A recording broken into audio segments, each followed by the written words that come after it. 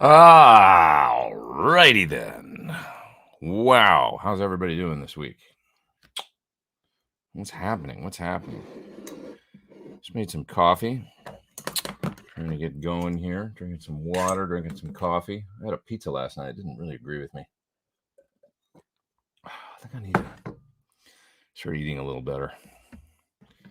I go through bouts of eating better. And then it's like, oh, you had pizza and ice cream for the last 2 days. You ate BS for, you know what I mean. It's the last 48 hours. Oh, it's just a never-ending struggle, isn't it? What happened this week in the world of music? Been learning songs for the Rock the Plaza gig that I'm doing on the 11th of November with such notable artists as Paul Rogers and Alice Cooper, Josh Homme, and other folks. It's going to be really fun in Palm Springs. So come on out if you're in the Inland Empire or Los Angeles or San Diego, or certainly Palm Springs proper area. It's going to be fun. Yeah, epic tunes. And I've been talking daily with my buddy Brian Ray about guitar parts and stuff, which is really fun, geeking out on stuff. He's a wealth of knowledge. And it's going to be fun. What happened with gear this week? I did a video for the Friedman Pink Taco. That was really fun. Pink Taco Mark II. And really good sounding amp. Great stringy, high gain, and mid gain, and even low gain feel. That with that, hot Marshall kind of thing going on. Good stuff. Here, sitting beside me, you might see, I have one of these little Laney 3-watt supergroup amps, which is, they're calling it like the real plug-in or something, the tube plug-in, the physical plug-in, something like that. But essentially, it really does sound kind of like an old supergroup, I think. I don't have a ton of experience with those amps, but I played with them a little bit. I recently did I think it was called Music City amp demo, or amps in the zone, really, video on my channel. Maybe it was 8 months ago or something, 6 months ago. And it was an amp that belongs to Matt Brook, and it's a Laney supergroup essentially. That had been modded a little bit, but dialed in, just no gain mods or anything, just voicing mods.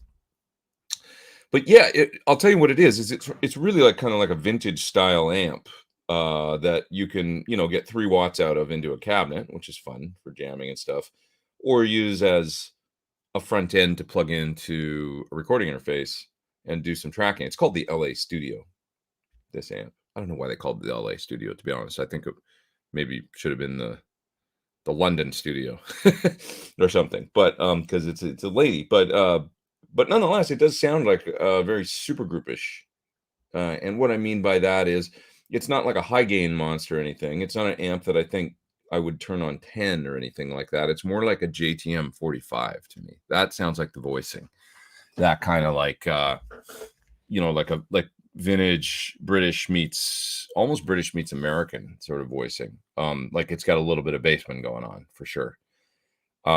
So it sounds really good to turn it up to 3, 4, 5, and then hit it with pedals for your gain voicings, and has this really nice kind of like edge of breakup thing going on. Won't do high gain really, I don't think. I mean, you can turn it all the way up, but it's kind of fuzzy when you do that. Has nice clean sound all the way up to a little bit of JTM 45 style crunch, and that's what I'm hearing out of it. And for that, it works really, really great with pedals. And you'll hear I've got a video coming out for it either probably tomorrow, if not tomorrow, Tuesday. And somebody says 3 watts will bring out the police. Like I lost the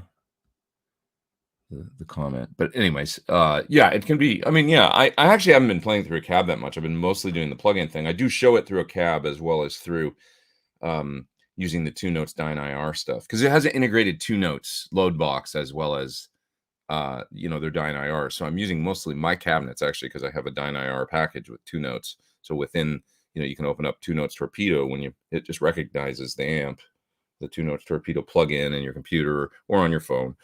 And you can just hook it up like that. But so anyway, it works great, like going into the DAW and then using it, tracking. It's really good, you know.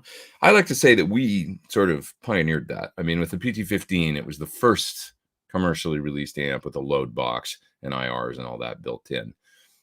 This one goes out a little bit of a different way because you can use the 2 notes torpedo plug-in and mess around in the computer and stuff, but it's a similar concept anyway. An amp with a load that you can use as a front end to record, and it's an actual tube thing, you know.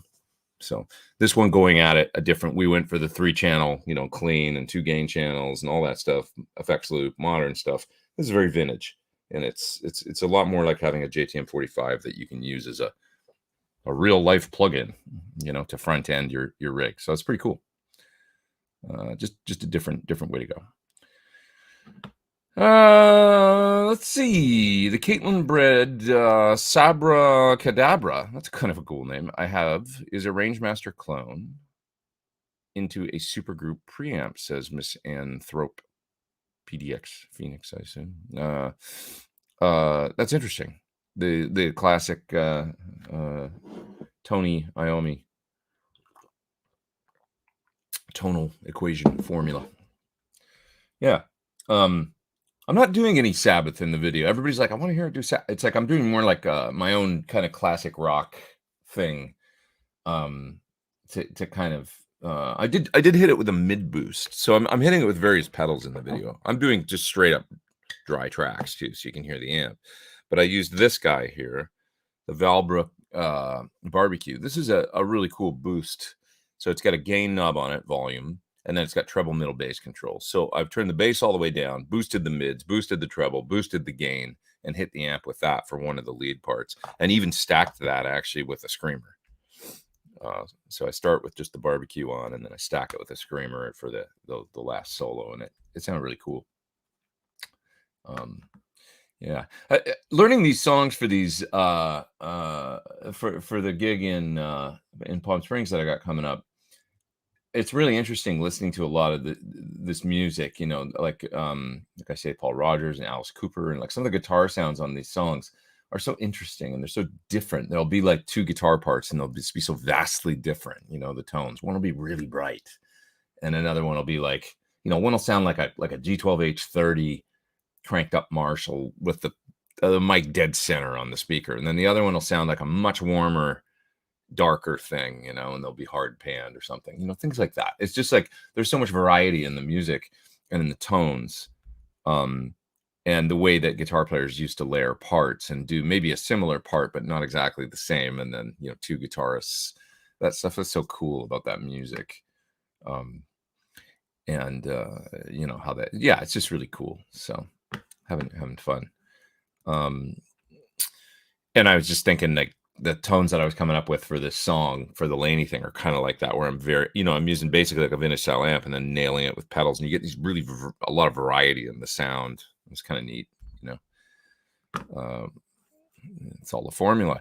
Hey Pete, can you share some tips on using the Suhr Ace cabinet emulation in conjunction with the Suhr reactive load? Any particular settings? You know, I generally found like I could set everything center, kind of like the tone controls on the Ace. For those that don't know, the Ace stands for analog cabinet emulator. I do believe analog cabinet emulation or emulator. It was a really good sounding analog cabinet box that is about the size of a pedal that you can plug in on the line out of a reactive load, or you can run it in line on the way to your amp speaker cabinet, and then kind of take a tap using it off of your amp speaker output and run that to a PA or recording interface. It doesn't have any load capabilities of its own, but it's a speaker emulator, and it's got a very simple EQ controls, like a top end and a low end that you can kind of contour. I had some hand in voicing it, actually. The first incarnation of it was pretty cool, but I was like, I don't know about this voicing that you're using for the speaker. And they were kind of going after a V30 thing. And I was like, I think it's too kind of bright and edgy. Like, I think you should go greenback. And so I would go out there and listen. And we actually would start with a really good greenback IR. I think it was one of the Celestion IRs that we were listening to with a 57 on a greenback. And then we were trying to dial it in to sound as close as possible to that. That's kind of like and it got really close. But then you've got some tone shaping controls on it. And yeah, I would find that maybe the only thing I would do with the Ace is maybe dial back the top a little bit to warm it up a little bit from whatever dead center was. So maybe I would have that back at 10 o'clock or 11 o'clock, the top end. And that seemed to work, but maybe not. You know, once again, the variety could be cool. But it is a really, really good sounding cabinet emulator in the analog realm. So they had that before we did any of the IR stuff for the PT-15. Yeah. Is it solid state or tube? It's all tube, the Laney LA Studio. It uses a 12AY7 or something for power tube, or I might have that wrong. I can't remember the name, but it's a single-ended power tube kind of situation. And then it's a supergroup preamp, as far as I know. It's like pretty legit, you know, straight up. It's a 4-input, but it's not like exactly like an old one. I don't think. You've got the treble inputs over here on this side and the bass inputs, and essentially so like a slightly darker channel, a slightly brighter channel, and you can jumper them. And the 4 inputs, the 2 top ones are lower gain. The 2 bottom ones are higher gain. Probably it sounds like about maybe a 6 dB difference or something. So if you plug into, say, the treble bottom input, and then you run a jumper cable from the top to the bottom bass input, you'll get both channels blended. And those sounds are actually really cool, the blended sounds. So,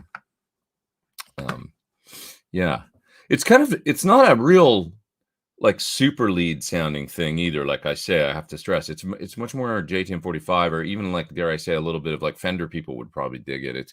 It's less mids, I find. You can turn the mids on 10 on the amp, and it sounds cool. And you can actually clean it up like a lot of old amps by turning the mid-range down. Mid-range control, even on Marshalls, it's very active when it comes to, I mean, it's not active, it's a passive, but when you turn it all the way up, it tends to add gain to the sound because it's lifting the EQ, as I understand it, you know, really out of the way of the signal going through.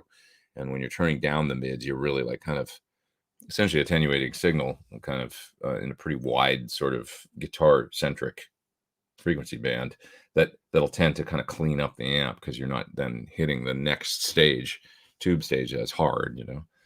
So it's interesting.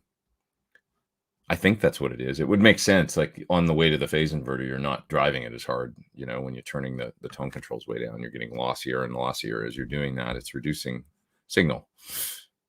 More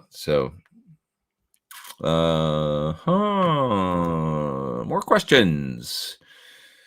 When you're hired for studio and live work, how do you know how to price yourself? It's a hard one.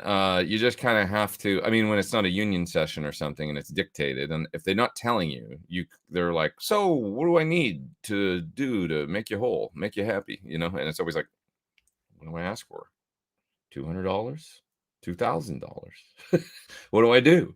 You know, and you just have to make that judgment call based on, I like to think that after a while, you know, if it's a friend and they're an older friend or something, and you know, you're a little bit older and you've been in the business for a while and stuff, and you're like, all right, I can kind of tell what kind of project this is. If there's a budget, if there's not a budget, I know this person for X number of years. They know I need to make money or whatever, or I know that they're probably hurting and that they just, you know, really need to get this project done, and they're kind of pulling favors, or somebody else is paying for it, and you know, they're just kind of like the producer, or you know, and they'd be more than willing to, you know, sure, they've got a budget and they've got money to spend, and so I can ask for, you know, a reasonable or you know what I'm saying. So you just feel it out, you know.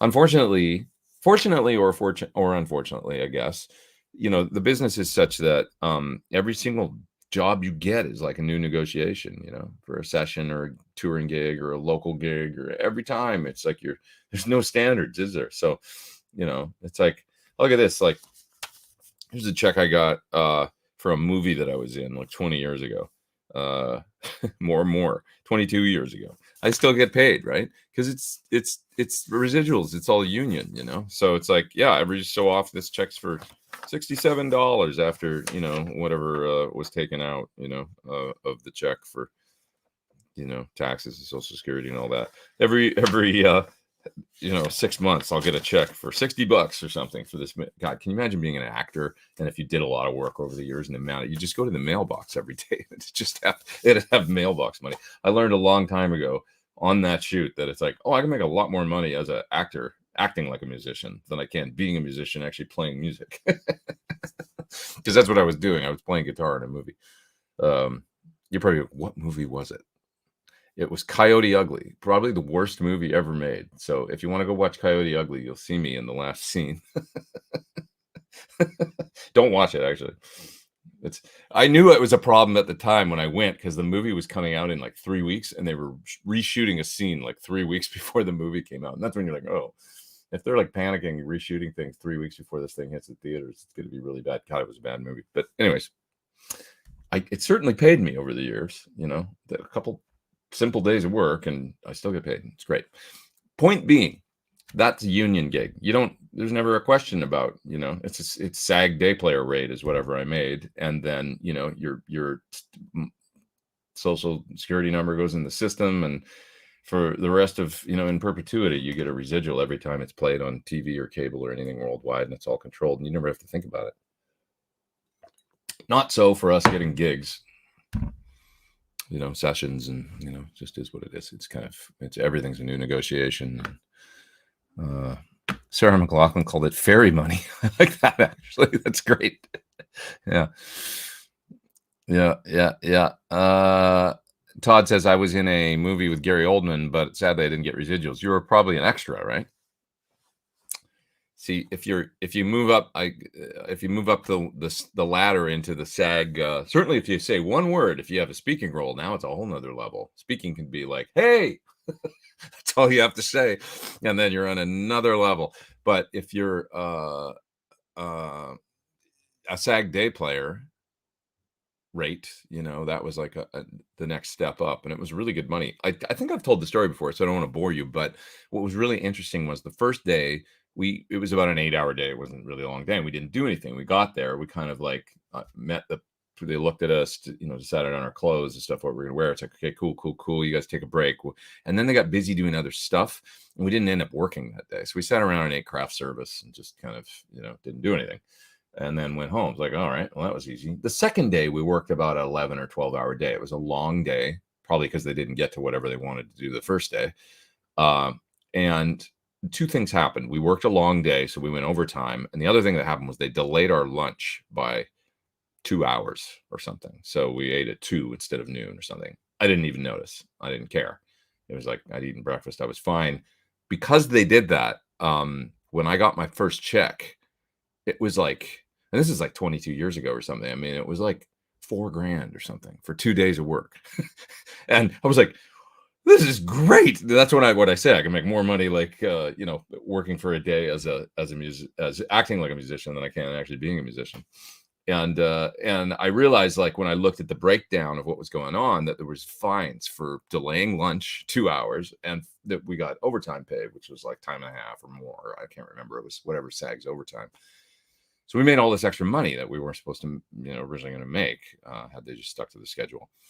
And then, it pays you residuals in perpetuity. So it's just like, yeah, that was a really great 2 days of work that still pays me 20 years later. It's awesome. It's great. So I wish I could act more like a guitar player. If anybody out there wants to hire me that's making movies, any big directors out there, it was Jerry Bruckheimer. So it's like, if you want to get me involved, Jerry, hook me up. Hoping Pete does a deep dive on the Sinvertek MGAT1. I don't know what that stands for. Marshall Gonna at True Tone 1. It's basically like a Marshall preamp in a pedal that covers every single Marshall sound from the 60s to the 80s, where it's like JTM 45s and Plexis and JCM 800s and all that, where you can change the switches up and the voicing. And he's voiced it so that you can either run it into a kind of a neutral amp or into an effect return of an amp. And it's supposed to mimic the front end of various Marshalls. So I'm looking forward to actually getting into it. I have to do it. I've just got like so much work, but I'm going to do that very soon. So if you're listening, my friend, woo now, I'm going to get to it. Promise. Okay. Yeah. What else? Let's see. Curious if you're getting more asks on pop music recently. I guess I'm holding out hope 80s style production will return to pop. It's interesting because I hear certain aspects of 80s production and modern pop. I mean, the fact that they went way back to there's a lot of obviously synth stuff going on, but also a lot of reverb and stuff. But it has a distinct kind of modern bent to it. When that band, The Night Game, came out, I really thought that they were gonna they sounded so 80s to me. They had that song Outfield or something. Listen to that song.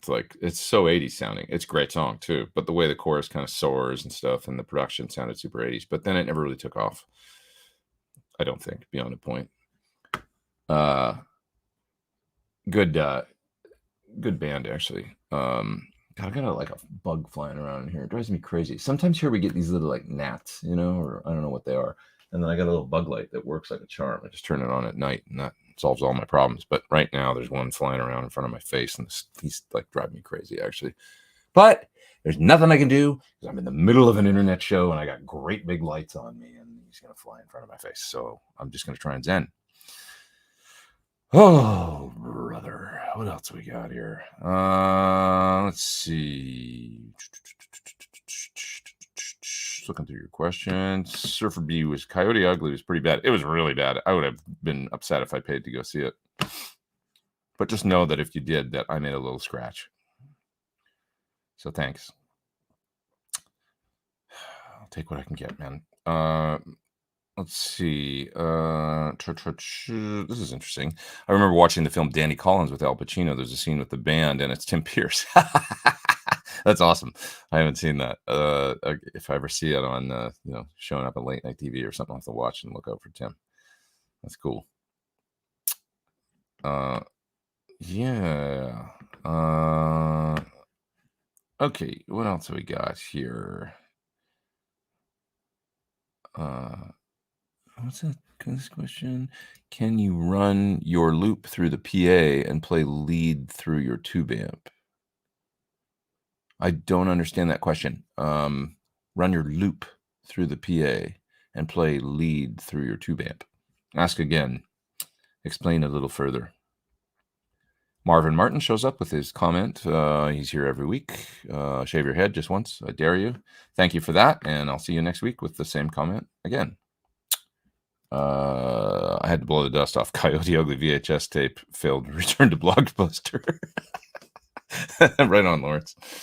Oh, God. Remember those days? Blockbuster. Kind of miss it. I miss the physical driving to the thing and then looking around and being like, they got one of these left. Let's get it. Rent it tonight. And I used to go there and I'd rent things and sometimes I'd watch it. I start watching it and realize we rented this 3 months ago. I've already seen this, and that's when I started to worry about my mental health. But anyways, glad to hear that you have a lot of work to do. There's always a lot of work to do around here for videos and stuff. There is. It's true. Thank you. Good to know you won't be starving. I mean, I hope not. I don't know. Everything could turn over to change. We don't know. It's we'll see. I was about to get into world events and say something, and then I was like, no, let's not go there. Let's just talk about gear and music. I love everybody's Coyote Ugly stories here, by the way. I own Coyote Ugly on DVD because an ex-girlfriend left it at my place when we broke up. That's like such a diss, kind of, You bastard. I'm leaving you, but you can keep this. Leaves you the Coyote Ugly DVD. I knew we wouldn't last when she forced me to watch it. You guys are awesome today. Keeping me laughing. I like it. I woke up a little down and now I'm not. So it's great.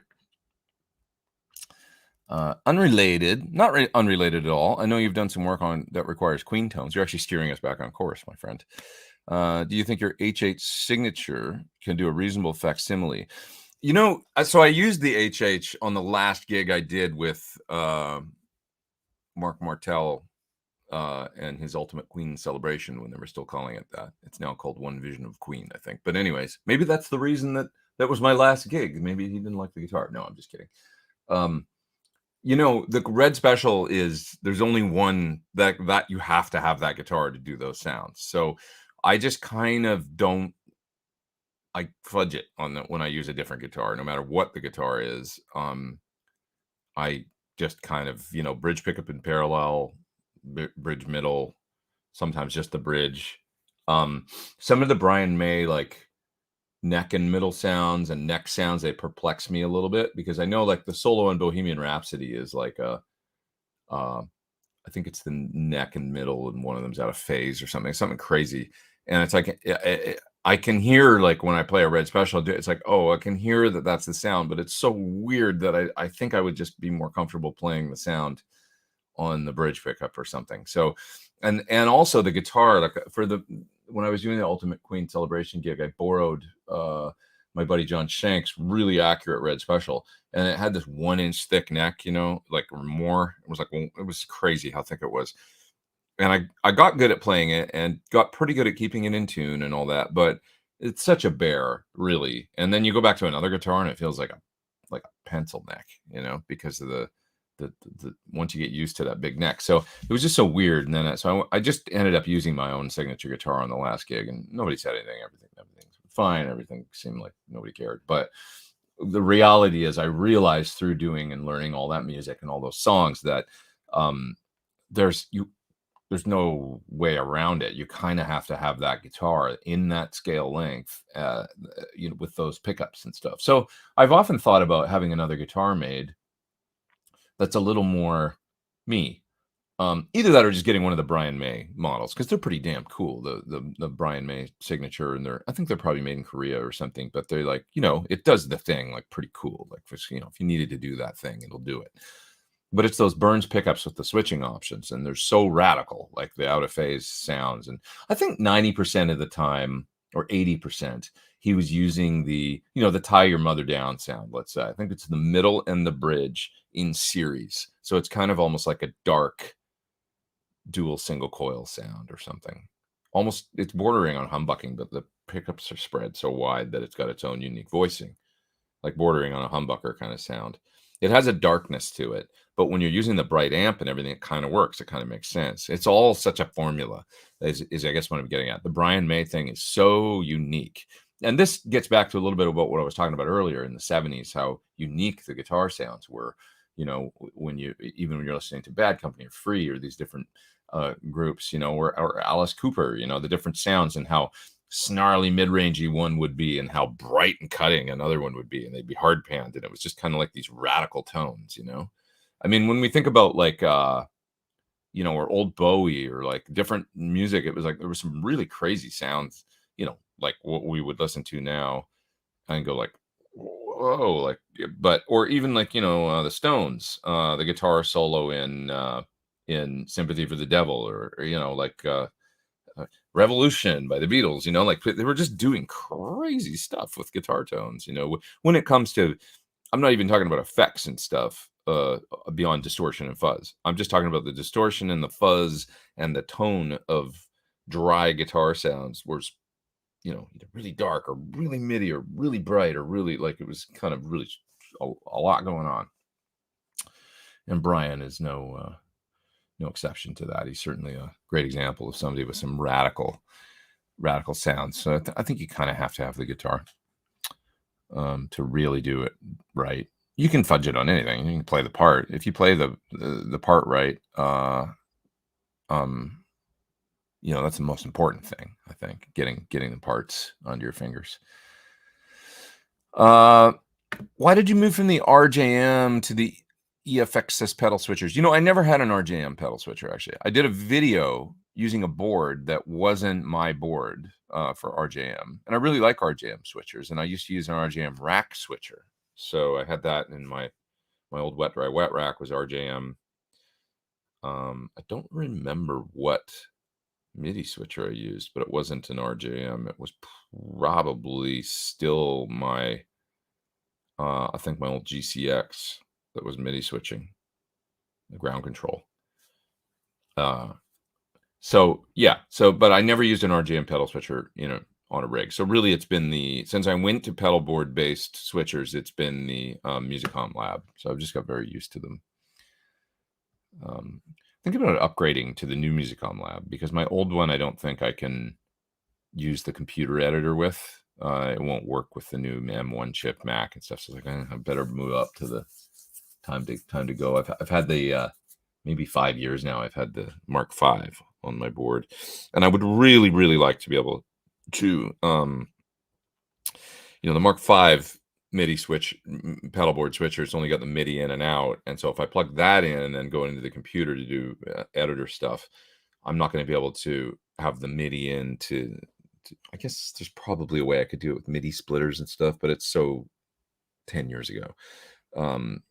My point being, on the new Mark VI switcher, there's a dedicated USB out, so I can go into the computer, keep everything hooked up while I've got the computer hooked up, and then I can do some, because the typing in the names and the editing on the switcher is I can do it. I know how to use it, but that's the one thing about the Musicom that it takes a long time making every single sound. I've grown used to using the Quad Cortex now and stuff, where I can do stuff like that like so easily that it's like, oh, this feels very 10 years ago.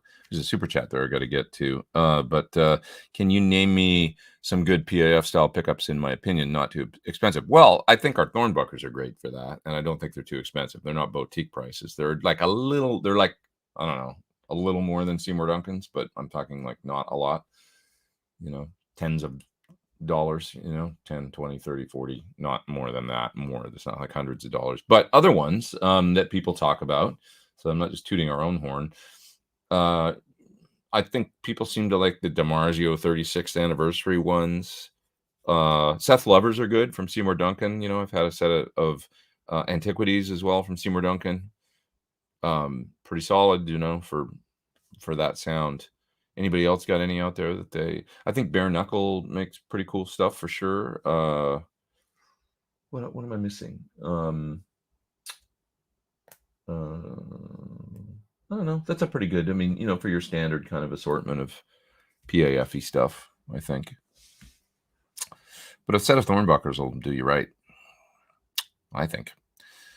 Was Coyote Ugly filmed at the Dirt Dog Saloon in Scottsdale? Where the scene I did was on a soundstage. I think it's Sony in Culver City.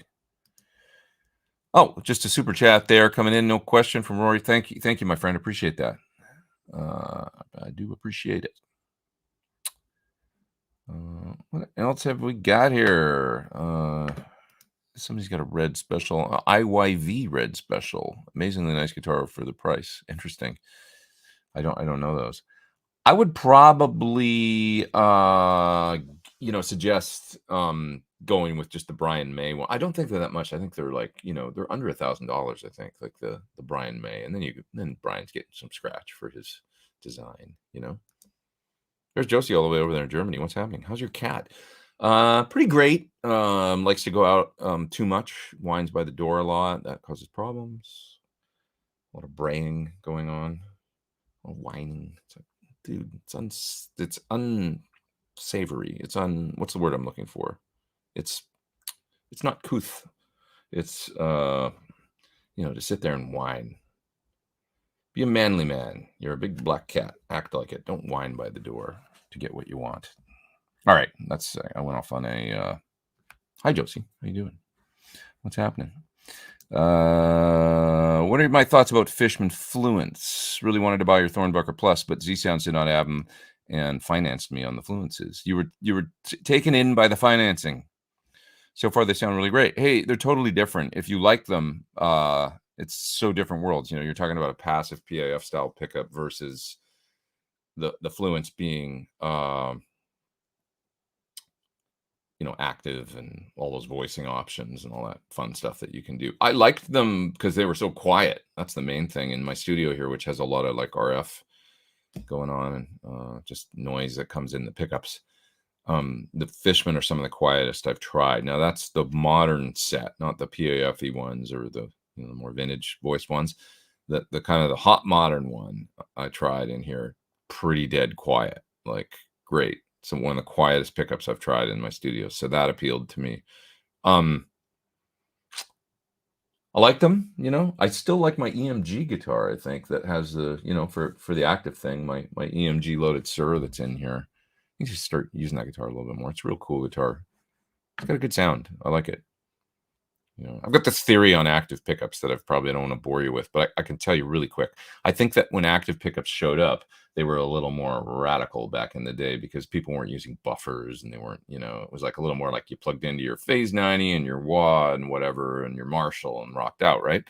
But like, so, you know, then if you were buffered right out of the guitar, which active pickups are, when EMGs first showed up, that was probably radical for a lot of people. Like, oh, they sound so much brighter, or they've got this cold sound or whatever. But now everybody's got a pedal board with, you know, they run their 18-foot cable into their board, and then there's a buffer it hits usually, right? Some pedals buffered, something's buffered.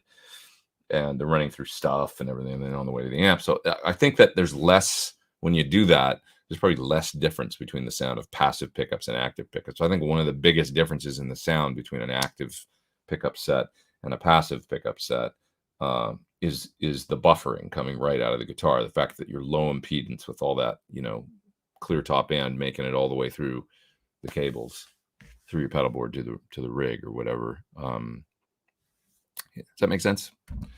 You know, everybody's buffered now. Back in the day, they weren't. There was probably a lot more true bypass and, you know, capacitance and high-end roll-off going on in guitar rigs of yore. Guitar rigs of yore with Pete Thorn. Today on Guitar Rigs of Yore, we're going to talk about folks that used to run 80-foot coily cables into custom tuck and roll amplifiers. Anybody know what I'm talking about? All right. This fella right here, TCM, got a garnet red double H signature. I hope John Suhr gives you a cut of these. Absolutely. They're kind to me. Surfer B says he's often thought about getting a Pete Thorn signature guitar. I hope you do someday, and I hope that it serves you well. I really, really, really do. What else we got here? Let's see. When the Revolution album came out, this is true. Beatles, you say you want a revolution. That's not the right key. When the 45 came out, the guitar tone was so extreme, people returned it. They thought it was broken. It's true. They thought my copy's broken. It's all distorted. It's fascinating. Actually took the record back. What are my max specs right now, says Vincent? This one's the one I'm on right now is older. It's a 2016 or something iMac that was maxed out for the time, but you know, it's slowing down, but it still works great with Logic, and I can still basically do my video editing on it and stuff. It bogs down a little bit when I'm trying to edit multiple 4K videos all at the same, you know, like multiple different angles. It'll kind of crap out, but like not completely. But my new laptop is a brand new M1 1 terabyte drive, whatever I think they all come with the same video card now for the spec, but it's 32 gigabytes of RAM. So 1 terabyte drive, 32 gigabytes of RAM, M1. It's a 16-inch, I guess, I think. So yeah. What boost would you recommend for the PT15? I tried the clones, didn't bond with it. Really, I love a clone into it. Thinking of the EQ2 for versatility. Sure. I love as far as a boost into the PT15. I mean, if you've never tried a Cocoa boost, you've got to try one. It's great, man. The Suhr Cocoa boost is like, it just bonds with the amp in a way that it's voiced so well, and it sounds amazing boosting most amplifiers, but certainly the PT15. Oh, this is interesting. I didn't know this. Paul says that the Brian May guitars are made in Czech Republic. I didn't know that. That's cool. Interesting. Have you ever had someone come up and kick you off stage while you were playing? No, the closest thing that ever happened to that was I was playing in a club. I was 20. I remember I wasn't supposed to be in there. I was underage. And this bar owner, like, okay, so all of a sudden my guitar volume goes down like substantially. And I'm like, what's going on? And I turn around and like, look at my amp, and the club owner's like playing with the knobs on my Mesa Mark III. I was like, what are you doing? Like, you know, and he was like, you're too damn loud. And he was just like, took it upon himself to turn the knobs on the amp. I thought that was amazing. But, you know, it's one of those things. I'm glad it happened because I always remember it. It's so funny. It's like, you know, I was pissed. But then again, it was his bar, so I don't know. But you like, you know, it's like it wasn't cool. So he was kicking me off stage by turning me down. I probably was too loud. He was probably right. Oh, remember those days when we used to play too loud? What else we got here? Best dual overdrive pedal for blues. It really depends. A couple come to mind. The Engine from Drybell, which is a plexi on one channel and then a Rangemaster on the other channel, so you can kind of get into either, you know, Brian May or you know, Judas Priest or Tony Iommi. Not blues players per se, but if you set it just right, you know, for lower gain and then kick it with a treble booster, probably sound great for blues. I would think that pedal. It's like having a Marshall with a boost in front. The Sweet Tea from JHS was a really cool pedal that was basically a governor style drive on one. So once again, a Marshall style drive on one side and then a tube screamer on the other side. So you could hit it, you know, that's, so you've got tube screamer Marshall and then you've got Rangemaster Marshall with those two different pedals I just brought up. Other dual ones that I really like. Those are the two, man, that come to mind.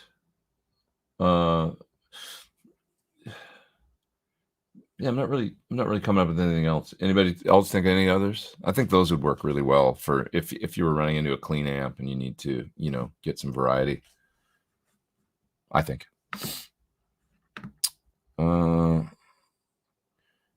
Why not look at moving over to the gig rig switcher? Well, because it would require probably a major overhaul of my rig, whereas I bet with the new Mark 6, I can literally just, it looks like it's about the same size. And I'm used to the architecture and the editing and stuff. And I like, they've been reliable. I haven't had any problems with my Musicom Lab switchers, which is a big deal to me. The fact that for years I've used it, shipped this pedal board around the world and I haven't had issues is, you know, and to be honest, not to talk shit or anything, but I did have issues with some RJM gear. So that freaked me, and it caused me some stress on gigs, you know. Chris Cornell shows, all of a sudden my RJM switcher wouldn't switch anymore. You know, just quit working one day. I had to replace the whole switcher in the rack, and it was like I was stuck on that gig with like one sound, I think, you know. I was in the middle of a tour. And then in another gig, I had an RJM that was a the MIDI AB box that I still have it here actually because I still use it as a buffer and stuff sometimes. But it wouldn't MIDI switch anymore. The MIDI went out on it, like just the board. It would not take a MIDI, you know, change message. And I was like, damn it. And that was like 3 years later or something that happened. I was like, and, you know, Dave Friedman, he'll joke that I always have the worst luck, that I've always got the, you know, he's like, if a gear's going to break, it's going to break on you, you know, because he's like, I've seen tons of these and that doesn't happen. So not talking smack, but that did happen. And the only thing that I had happen with a Musicom Lab switcher was, I think, a switch go bad, the actual physical switch, you know. But that's workaround because you can just, like, you know, if well, I can't use the, you know, whatever preset 1 on that. Well, you just reroute your presets or whatever and make it work and just avoid that switch so you can actually physically, it's a physical switch. They're not perfect. You know, you're kicking them all the time. But when the, you know, the MIDI stuff and the switching stuff went out on my switchers, that freaked me out. So things like power supplies and switchers, if I discover something that works, like over the course of gigs and gigs and gigs, and now 2 years, 3 years, 5 years, nothing's breaking, that is worth its weight in gold to me. Like, just because something comes out that's got more features or something doesn't mean that I want to switch, because it's like, now you've got this wild card of like, yeah, but is it built well? Is it unreliable? Is it, you know,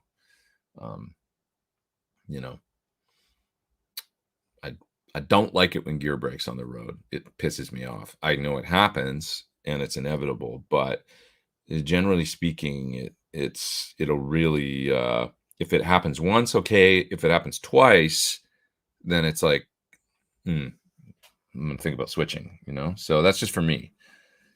And, you know, I really like you know, I love RJM. I've made videos for them, done stuff over the years. They make great gear, and they're really intelligent about things, and like their editors and stuff work really well. But I can't deny that those two issues that happened to me on shows, on tour, were that was, you know, not cool those nights, you know. So it was trouble. So it's just real life stuff. So how would you describe the necks on the Suhr Modern Terras? Thin or thick? I don't know exactly what they use for a neck shape on those, but I would assume it's the Modern elliptical neck, which I think I have on my Modern, although mine is the Guthrie Govan shape that he used to have on his, which is a little thicker, I think. So, but long story short, I think it's quite comfortable, you know.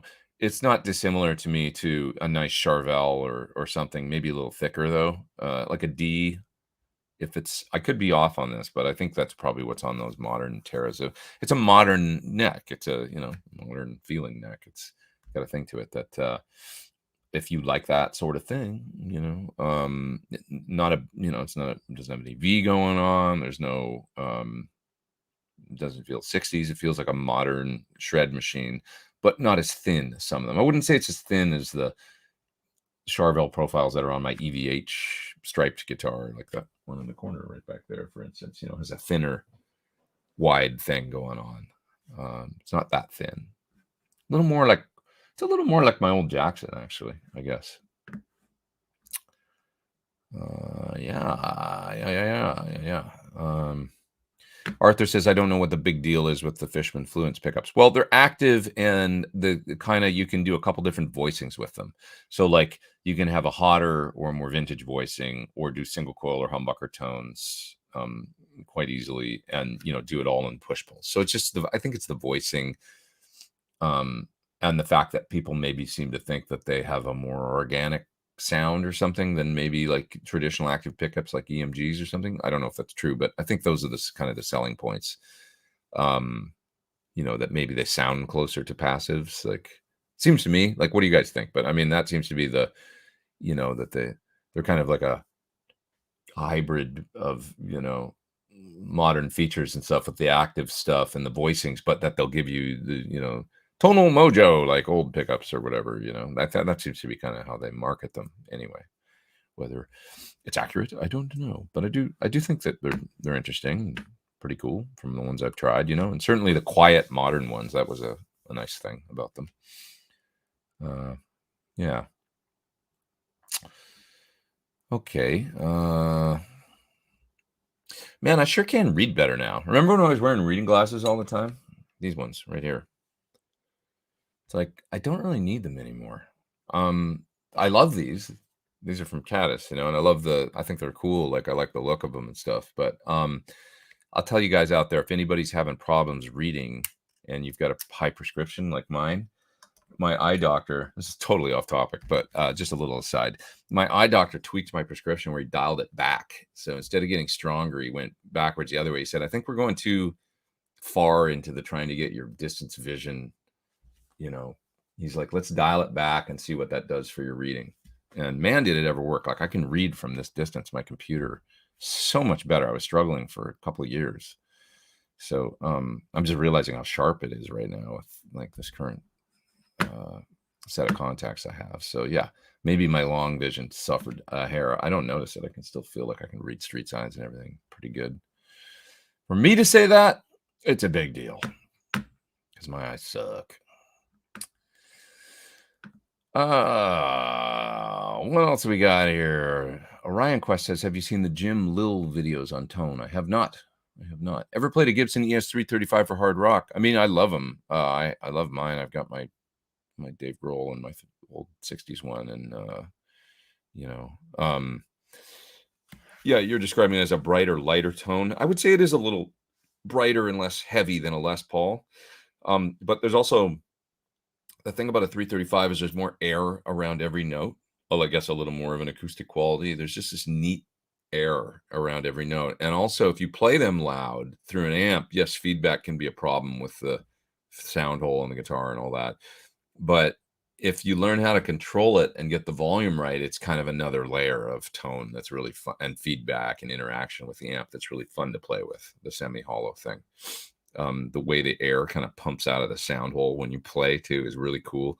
And you feel like the guitar is really alive in your hands a little more with a semi-hollow.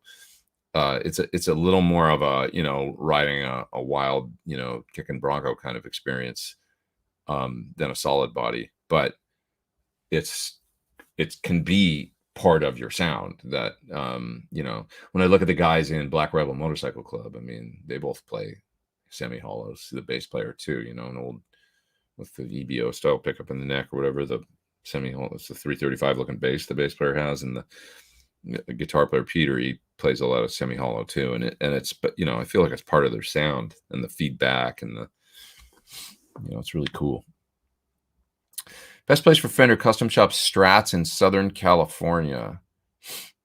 I would say, God, man, as far as, I don't get out to music stores that much anymore in Southern California. Norms probably has a number of them.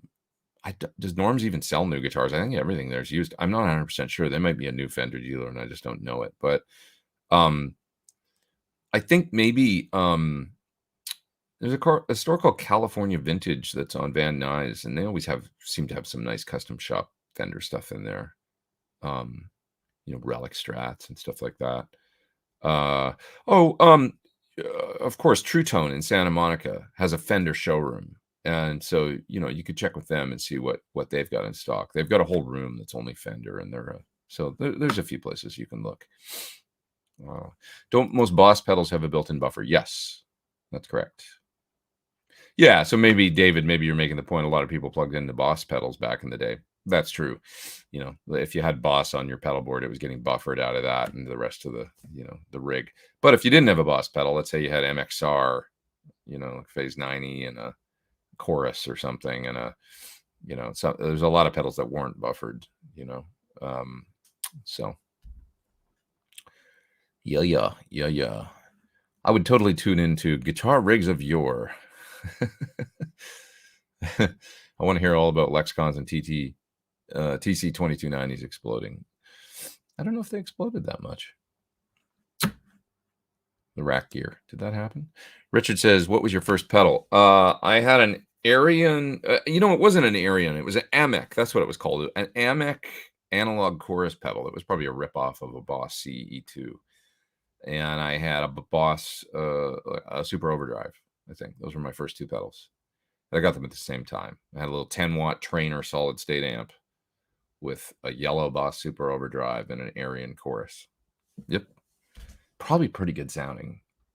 Not the amp so much, but the two pedals, pretty solid choices.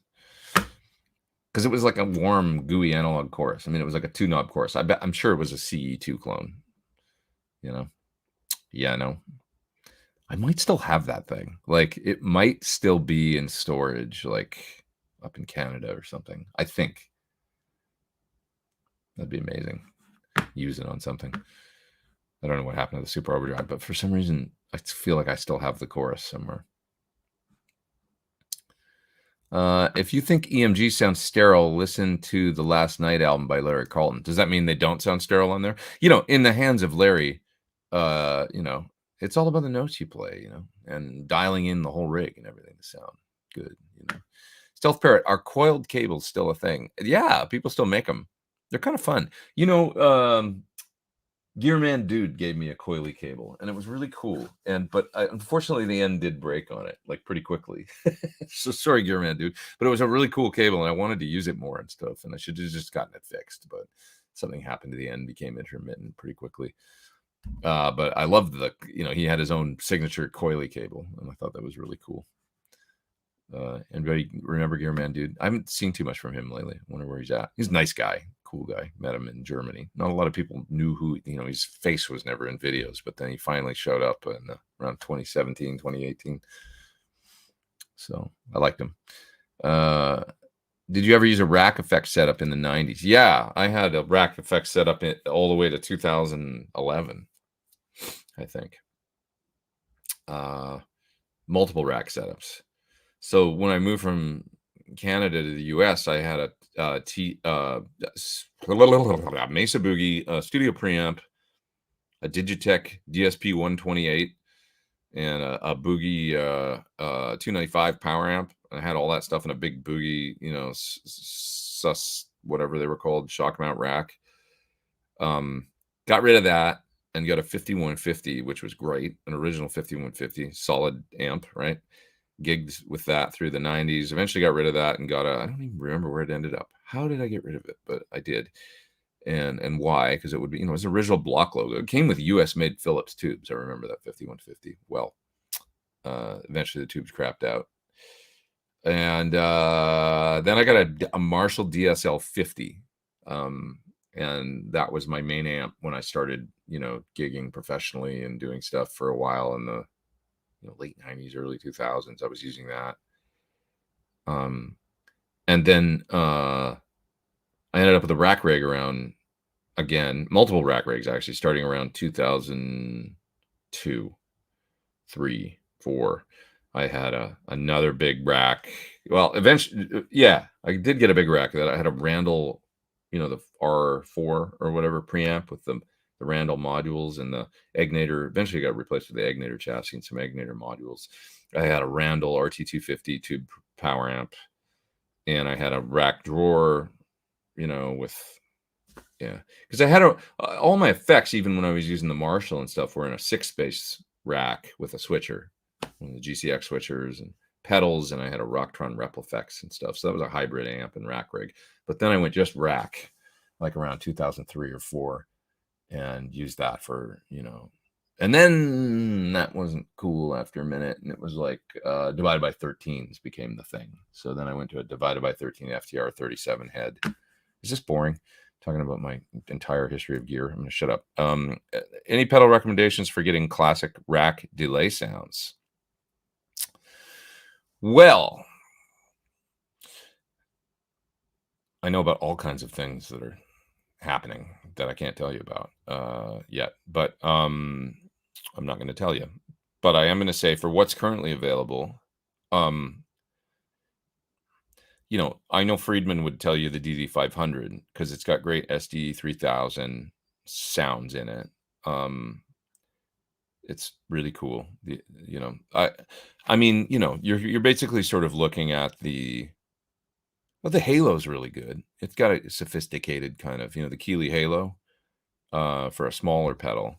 So look at that, because it's got an expensive sound to it for being a small pedal, you know.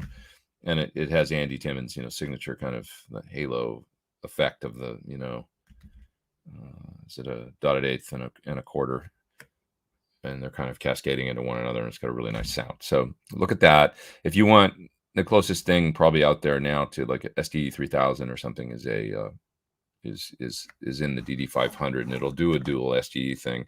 If you want to look for something used, I use this in my studio, and I think it's really pretty cool. It's massive, but it was cool. One of these guys, the Korg SDD pedal. So you get tap tempo, a couple presets. It's got the preamp built in and everything. And that was kind of like one of the Edge's main delay things, you know, was the rack Korg, you know. And that's what they recreated the preamp and everything supposedly in it. And I think it sounds really good. I use it in the effect loop of my power station. So if I want to do a mono delay, you know, with my amps going through my switcher and stuff, and then they go into the power station on the way to the cab in the other room, and I want to put, like, say, like a delay, a mono, you know, cool delay on like a, you know, plexi or something, I can just kick on that delay over there and it's in the loop and it works great. So there's another one. I missed a super chat, so let me catch it. Where the heck is it? There it is. Oh, you guys are talking about so much stuff. I gotta go faster here. Thoughts on a powered reactive load IR? I love how I can run my master wide open with the reactive load IR when direct, but I need to add a cab on stage and back to turning my master low.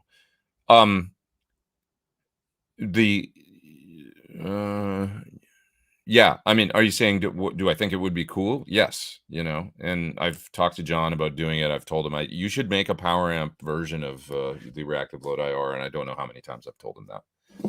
So Did I sound a little frustrated? No, it's just I come up with ideas, but he's only got so many hours in the day to do things. You got a lot of shit to do. So it's like, but I have brought it up numerous times, been like, you're missing out on making a really, really good product. Yes, I have said that. We have these discussions a lot. In my opinion, I think that for John to do it in his way, I think would be great. That's the power station is obviously kind of that, although it doesn't have the IRs. You'd have to take the line out and then add IRs a different way. The Waza was the only one that kind of that did everything that you're talking about. And won't get into that because I had some feelings about that thing, but I think that obviously a powered reactive load IR would be a great product for many of us, and I think it would find a lot of fans, users use for sure. As it stands right now, you can simply just do the workaround and get a it's called a 2 notes cab M. That would be the one I would get a cab M, duct tape it to the top of your reactive load IR, not over the vents, but and just run the line out into the cab M and then take the cab M to the PA, and oh wait, that doesn't work. We're not talking we're not talking about adding to an original reactive load IRs. We're talking about that would be what you would do with the power station, adding the cabs to the so that's what I meant with the power station, because it's got the load and the reamp for your cab, but then you want to send IRs to the PA. So if you get a power station, you can do that, in order to add IRs to a power station. A reactive load IR, what I would do for there's a lot of great power amps out there you could reamp through, you could get an old Matrix or get a, Rocktron Velocity. If you want to go tube, of course, there's a ton of options, for that. Get a cool tube, there's nothing monoblock, but, a stereo thing, and then just use one side. We could talk about that if you want more. But you're probably like, I don't want more. I want it all in one box, which I totally understand. That's why it would be a good product. Okay, I'll shut up and move on. I'm feeling the coffee really kicking in right now. Wow. Hope life is good for you and all that you love. Thanks, man. Appreciate that.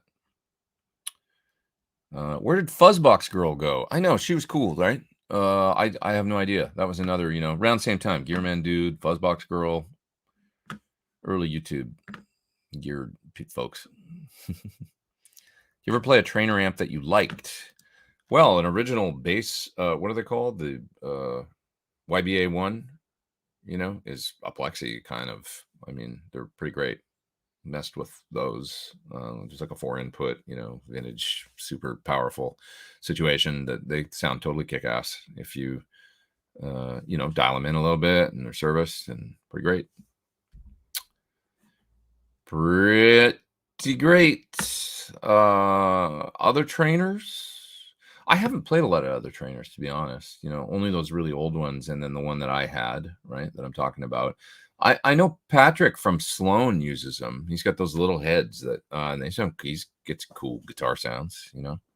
All you Canadians know what I'm talking about, eh? New Sloan is killer. I love their new stuff. Got a great new record out. I'd love to see them again. It's been a lot of years since I've seen Sloan.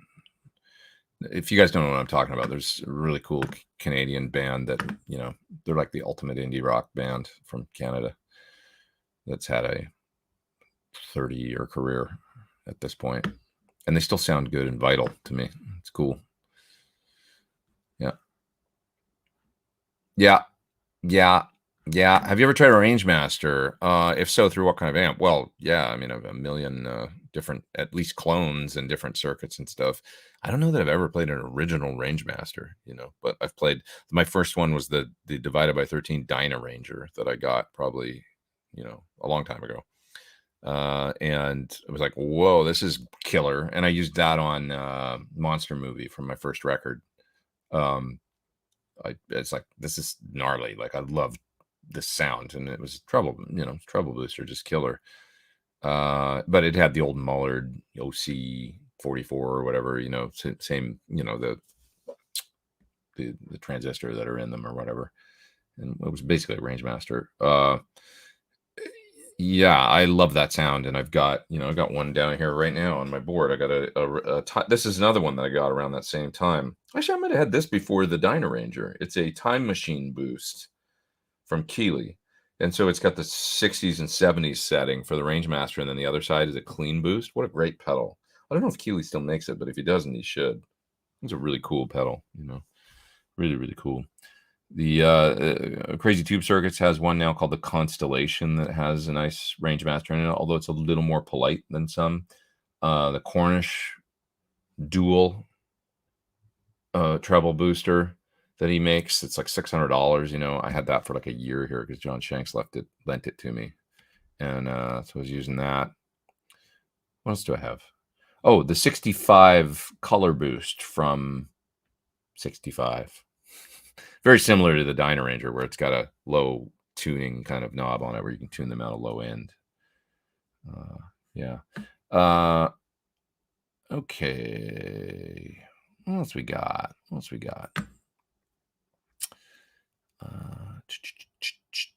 Lauren's recommending the DD200. Pretty darn good, less costly. Yeah, DD200 is really nice. Good pedal. Yeah.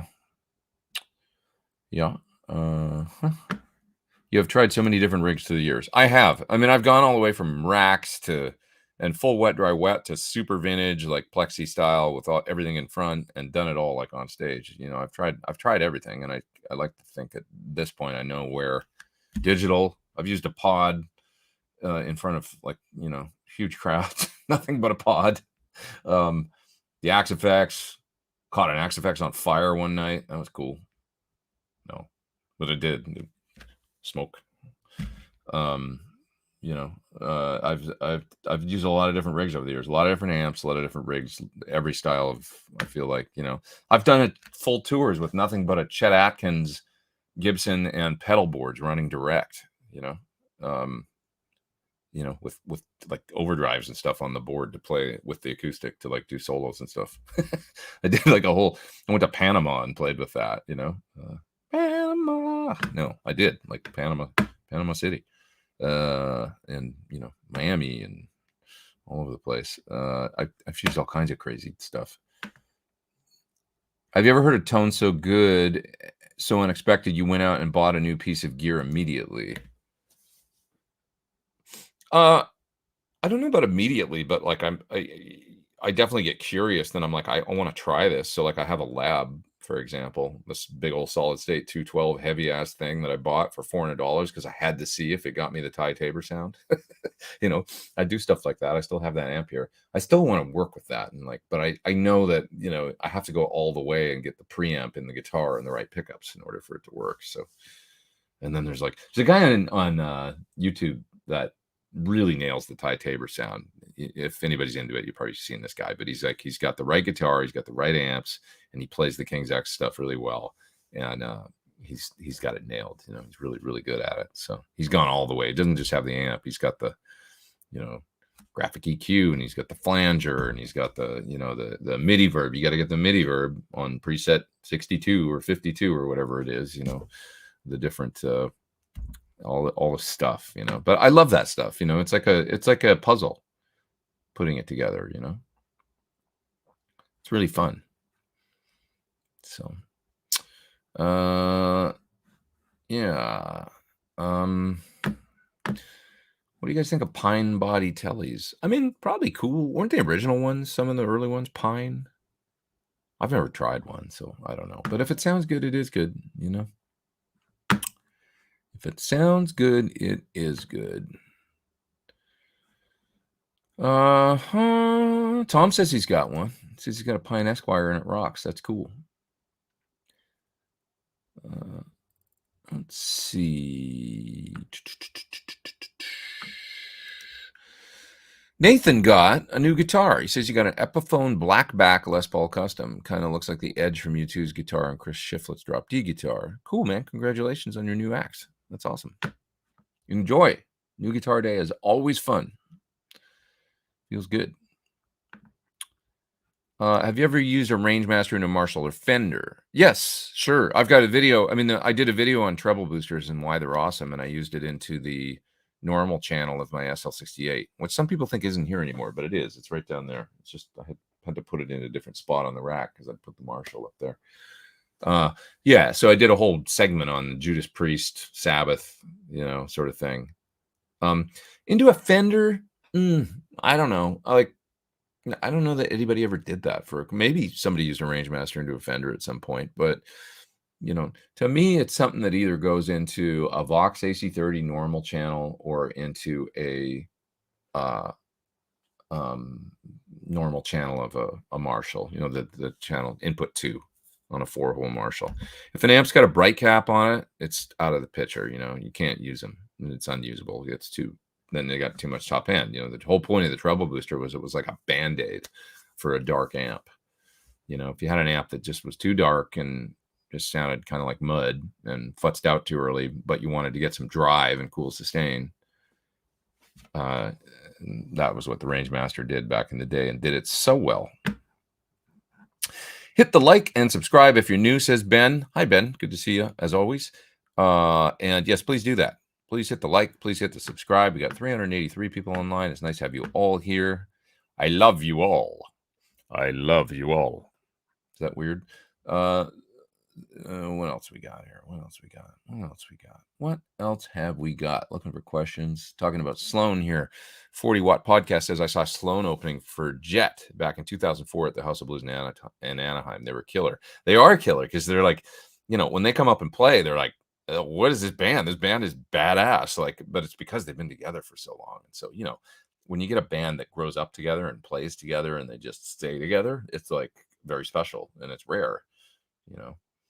There's a number of bands, well, fewer and fewer all the time, but I mean, like when I think about Pearl Jam, when I saw them live, I was never like a huge Pearl Jam fan or anything, but when I heard them play, I realized they were one of those bands because they've been together so long.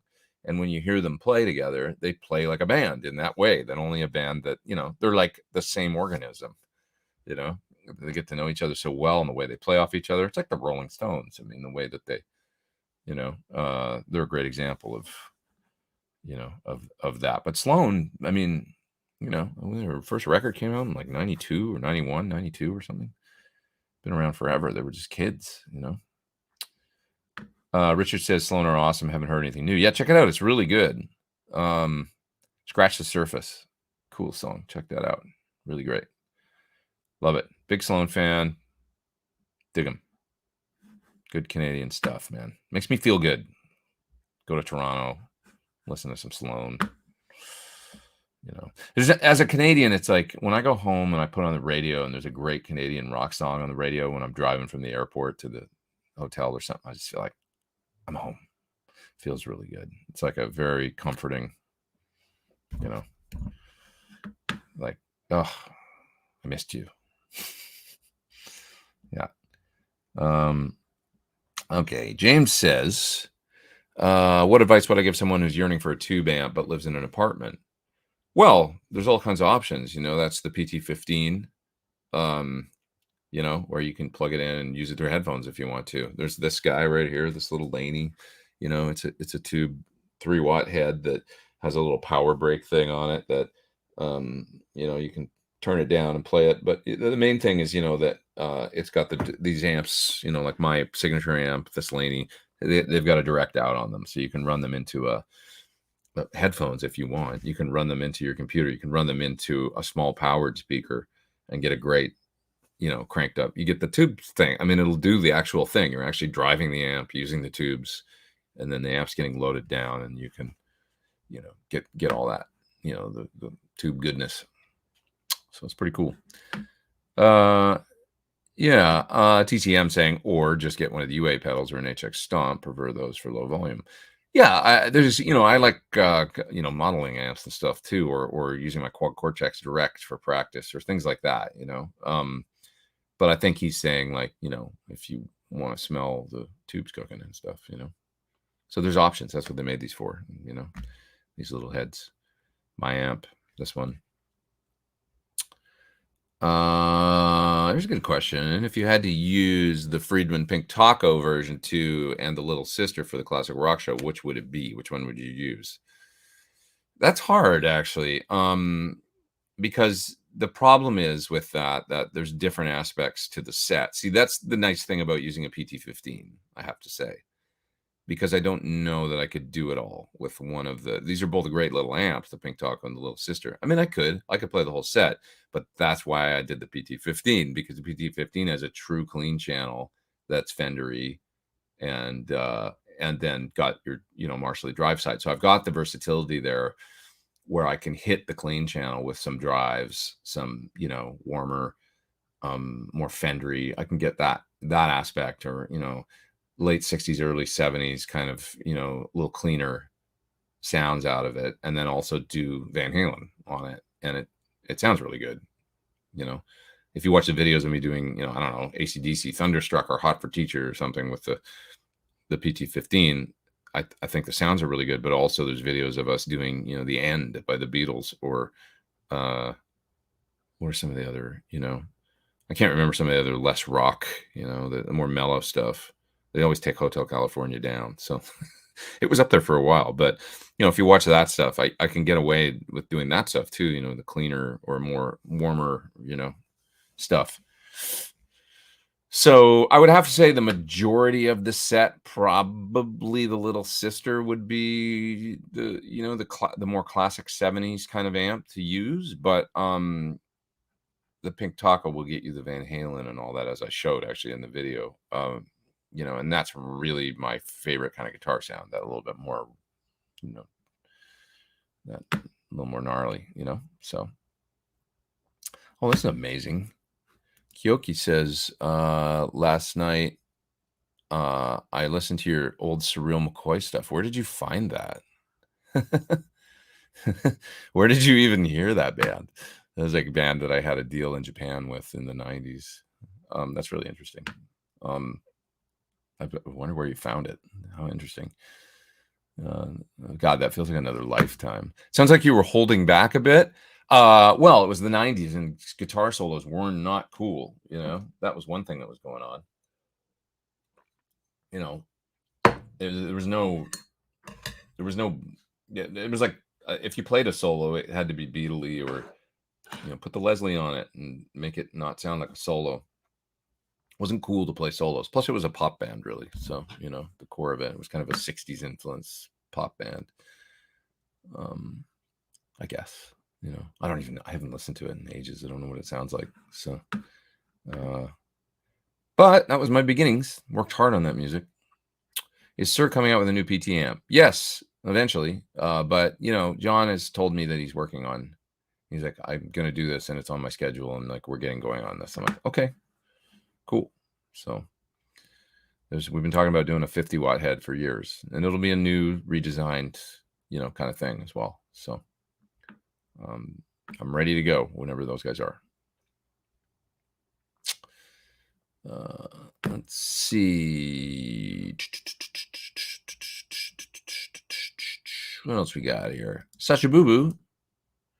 Line 6 pod sounds really good, but people talk so much crap about them. Is it something designed for a person playing alone in a room and not on stage? I used it on stage in front of lots of people. A lot of people used to use pods. I mean, now I guess it's Helix, but I mean, there was, I remember Weezer using pods live, Lenny Kravitz, I think, at least recording. But Weezer did tours, I think, with rack mount pod XTs, right?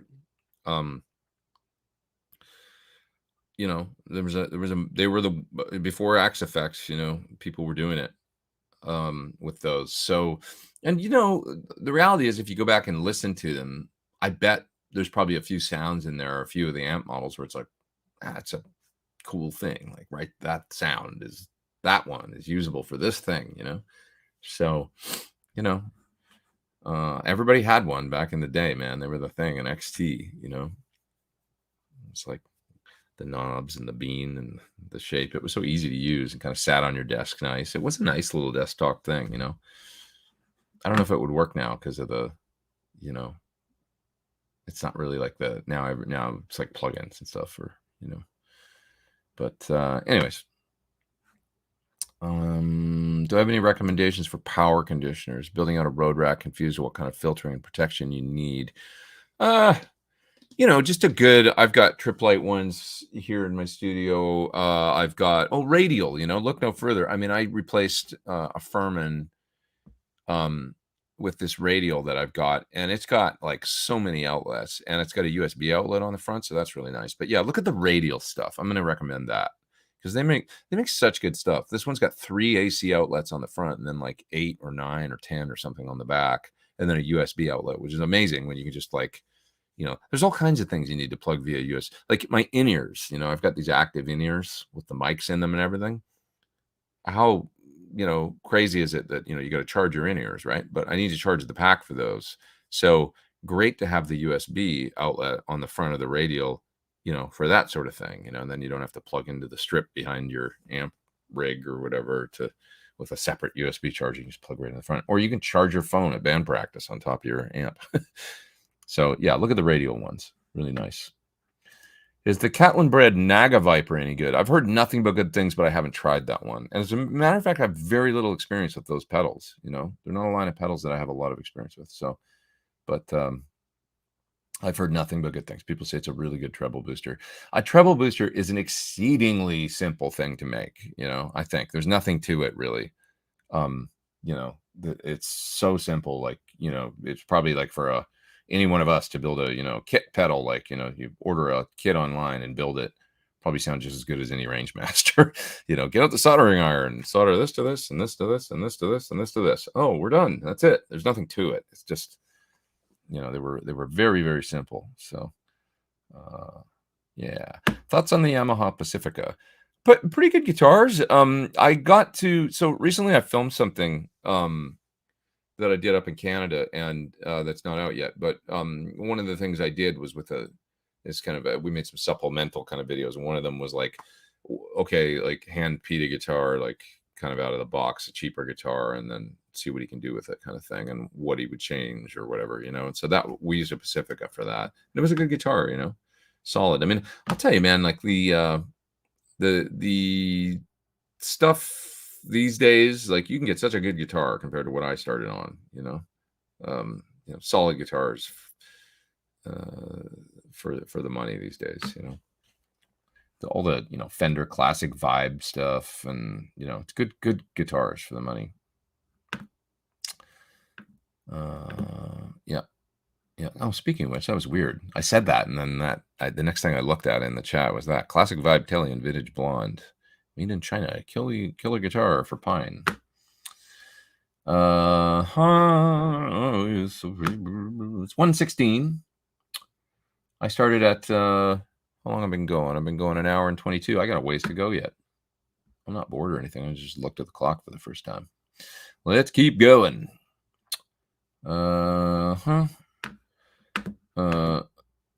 Rangemaster boosts the upper mids, similar to a tube screamer, but less pokey. I would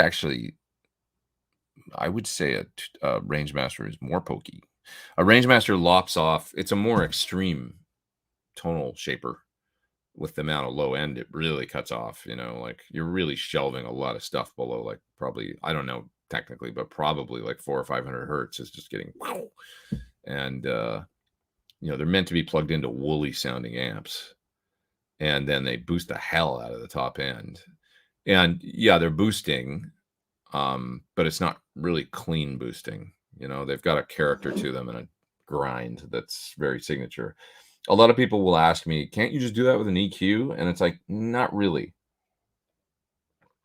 Sort of sounds similar, but doesn't have the same gnarly for whatever reason. Something to do with the sound of those transistors and them doing the boosting. I think there's dirt involved, I can't prove that, but I think so. There's just a grind to them that's interesting. Did you ever play hockey? Go Oilers. I never played. I could skate. I'm terrible at skating backwards, so I never played hockey really. But I can skate. I can ice skate, and I was an Oilers fan just because you kind of had to be growing up, in Edmonton. And at the time I grew up during the dynasty, it was an amazing time to be. They were a source of pride for that city like nothing else, right? And They won 5 cups during that time, Stanley Cups. And I was at the last game, the final cup they won. I was at that game and saw them win, and it was incredible. I still remember it. You know, Messier skating around holding up the cup, like, because they did it without Gretzky, which was amazing, because he was the kind of the spiritual heart and soul of that whole era. Certainly in Edmonton and the team, they had the greatest hockey player ever. You know, and then when he left and he went to LA, it was like major buzzkill, and you know, they lost the cup that year, and then the next year they won without him, and that was the game I was at, and it was like, we can still do it. Well, they never did it again, but they did it that time. Somebody should make a movie about that. That'd be a great sports movie, you know, about that era of because it was the first big trade. And it's funny to think about it this time, because it was $18 million, I think, that he was traded for to LA, which is like, it's sure, it's a lot of money to anybody, but at the time in sports, that sounded like all the money in the world. Now in sports, that's like peanuts, I think. But you know, that had never happened before. And I don't think Gretzky was happy about it. You know, I remember that there was a lot of drama. People hated, you know, Peter Pocklington was the owner of the Oilers, and they hated him for doing that. You know, there was a lot of hatred towards the, you know, for the deal that he made, and then, you know, they lose the cup the next year, and it was like, you've just destroyed, you've taken the wind out of the sails of the whole city, kind of thing. And then they win the next year, and then that'd be a cool movie, be a cool feel good sports movie. But anyways, let's see here. Steve says, any advice for chasing new, never heard before tones? It seems so much of the gear is focused on chasing, refining the classics. That's true. All I can suggest is experimentation, you know, because all the greats really got there through experimentation. You know, Richie Blackmore plugging a Kai tape deck into a Marshall, or you know, really the treble booster thing we're talking about was, like I say, it was a Band-Aid sound. You know, Brian May making his own guitar and then adopting that same thing from Rory Gallagher, and turning that into something totally new, and then him incorporating multiple AC30s and doing stereo delays with echoes and stuff. You know, it was experimentation, and it was such a wide open thing. Now I think that when I watch, you know, my dear friend Yvette Young play, she does a lot of that stuff. If you watch her with like, she was telling me the other day, we had dinner the other night, and she was like, yeah, the DD3, I was trying to get it. She was working with the Helix, and she likes the Helix, but she's like, I couldn't get the sound of the DD3 out of the Helix. And I'm like, what do you mean? Like, just it's a straight up digital delay at DD3. It's so basic. She's like, no, the stutter thing. And I go, what do you mean, the stutter thing? And she goes, well, you can set it and stand on it, and it'll do this whole thing where it like quickly repeats your, you know, I'm like a momentary thing. And I go, oh, I didn't know that. But that's how she, you know, she thinks about it, sounds this way, and she's so good at it. And like, her guitar sounds are amazing, you know, and her kind of like seasick, lopsided, she's not afraid to turn up the modulation, you know, on a vibrato pedal or a chorus or whatever, and get it almost to the point where it's like seasick, but she makes it work, and it sounds so cool. So I always talk about her like you know, an innovator, but it's because she kind of is. She's like got some really cool takes on all this stuff that I find fascinating. So exactly the stuff, you know, maybe listen to some of what she's doing or whatever, and some of how she uses effects and sounds, because she's still using amps too. You know, she's like, I like amps. She likes AC30s, so you know, it's pedals into amps, and the things she does with, she really, you know, comes up with cool parts, and in a very Eddie Van Halen way, stomps on things just for a second to get an effect, and then turns it off, and it's very innovative. You know, listen to her and some of what she's doing. You know, I think you might find some inspiration there, Steve. And thank you for the super chat. I appreciate that. Yeah. Have I tried the 78 Eruption guitar yet? I haven't. I might have one. That might be happening. I might have to have one, you know, because I'm just a nerd. I mean, it's like, how can you not, you know?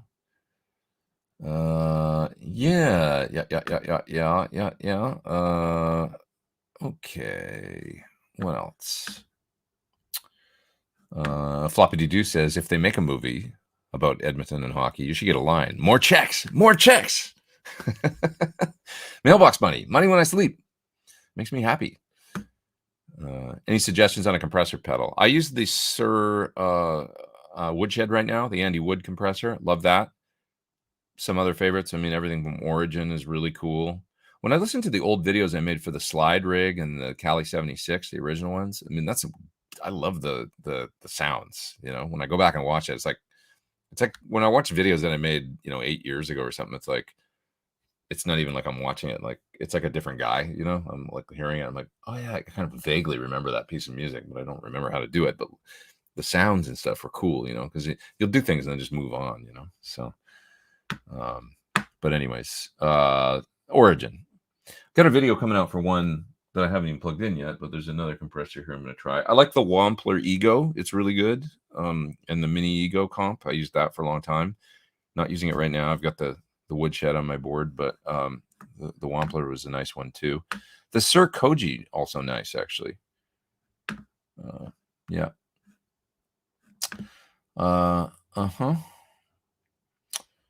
Yeah, somebody's recommending the big box Cali 76. I have the big box Cali 76 in my drawer right here because it's if I need like a great sounding 1170-60, like it's right there, and I'll just grab it and plug it in because it's like, it's one that I keep around to use for. It's a very, very good pedal. So yeah, Stealth Parrot says, what a line. Gretzky, Messier, and Curry. They were just the greatest, It's like a great band, man. Chemistry. Yeah. Got a couple of super chats there that I will get. One's going to disappear in a second here, but I promise I'll get to it. James Mankey created a lot of unique tones for Concrete Blonde. 100% agree. The guitar solo to Caroline is one of the coolest guitar solos, certainly that happened in the 90s, but also just kind of one of the coolest guitar solos. God, it is cool sounding when it comes in. And it's such a unique part and sound. Did he play it on an Ibanez? I mean, it's like, it has this great organic, earthy, and it's so musical and cool. Like that song is such a vibe. If you've never heard Caroline by Concrete Blonde, check it out. It's just a great moody, talk about a song that creates a mood. And then the solo, ooh, man, what's another great solo like that and similar, and another song, great rock band with female singer is I listened to it the other day, Middle of the Road, totally different vibe, but by the Pretenders. God, what a solo on that song. Oh, and I loved it back then too, in the 80s. I loved the Pretenders guitar parts and guitar sounds, even though I was a metalhead and into Van Halen and stuff. It was like the Pretenders, cool, like just cool. They were great, and they had great guitar players. They went through, after James Honeyman Scott passed away and stuff, it was amazing that they were able to come back with somebody that, that solo on Middle of the Road is so cool. It's just so cool. So those are two of my favorites, Middle of the Road and Caroline by Concrete Blonde. Great solos, cool sounds, great parts. Can you get the Pete Thorn standard HSS with standard frets rather than jumbos? No, it'd have to be a custom order. You could custom order a very similar guitar, but no, if it's my signature, you got to get it's my signature. So it's my spec. Part of what makes the guitar, like, I'm not saying it's inexpensive. It's not, but it's not like a $5,000 guitar. If you look at the price of my signature guitar, it's under what a lot of Fender custom shop is for, like a lot of Fender custom shop. It's in the lower end of what a Fender custom shop guitar would be. And the reason is because when you've got a set spec on a guitar, it's easier for them to make without, anytime there's any kind of custom stuff going on, it's going to increase the cost of the guitar. Any kind of custom order stuff where it has to be custom spec. If it's just like Pete Thorn guitar in ocean turquoise, Pete Thorn guitar in garnet red, there's only 4 colors, they know exactly how to, it's just the spec is, you plug the spec in, make the guitar, and it's very simple, and it saves time and effort and money. And that's part of a signature model, so kind of like we did what I like. And then if you want to come along for the ride too, all are welcome, but it's got to be that color. Okay, what else we got here? Any suggestions for a versatile 12-inch speaker for a Fender Blues Deluxe? What do you guys think? I mean, it depends. Blues Deluxe. It depends how close you want to stay to the, you know, whatever was in it. I'm a Celestion guy, so it's like I'm always going to recommend, you know, for a combo, I'm going to say it's hard to go wrong with something like a Creamback H75 to me is just like a great all-arounder. So I'm going to recommend that. You know, versatile. It's going to give it a bit more of a British flavor. So if you hit it with drives and stuff, it'll have a cool, to me, probably cooler than what comes in it, you know? So, I should grab these super chats here because they're disappearing. Pete Thorn live stream, IRs and hockey talk, somehow still compelling. Thanks, Rich. I appreciate that. Thanks for the super chat. And no question, just appreciation. Thanks, Corey, for being here. Thank you so much. Busy summer, missed many of your live streams, but fall is here. I'm able to watch. Awesome. Glad you're here. We're going to geek out. Great here. Did you see the picture of the that Wolfgang posted on IG of Eddie's old SG, the one he sawed the horn off? I did, and I'd never seen it, and I was so stoked that he posted the picture of it. So let's show it, because I've told the story before. But when Eddie cut Dirty Movies, which is one of the only times he ever played slide on a recording, which was great. He was a terrific slide player. He cut it using this SG, and I'd always heard the story that he had sawed the lower horn of the SG off when he realized he couldn't go when he slides up on the riff, right? And that so I always heard it was a Les Paul Jr. So I was picturing a single cut junior, something like that, you know. But it was like, I asked Matt Bruck about it one time and said, is there any truth to the, you know, have you ever heard the story about the Les Paul Jr.? And he goes, there's an SG Jr., like Les Paul Jr., like early 60s one, in the studio with the horn cut off.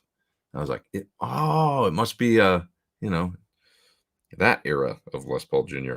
But so, okay, Wolf Van Halen. Damn it. Foiled by. You ever, you know, type in something and then it finds what you want and then it finds more and then you hit the wrong thing? Freaking hate that. It's so annoying.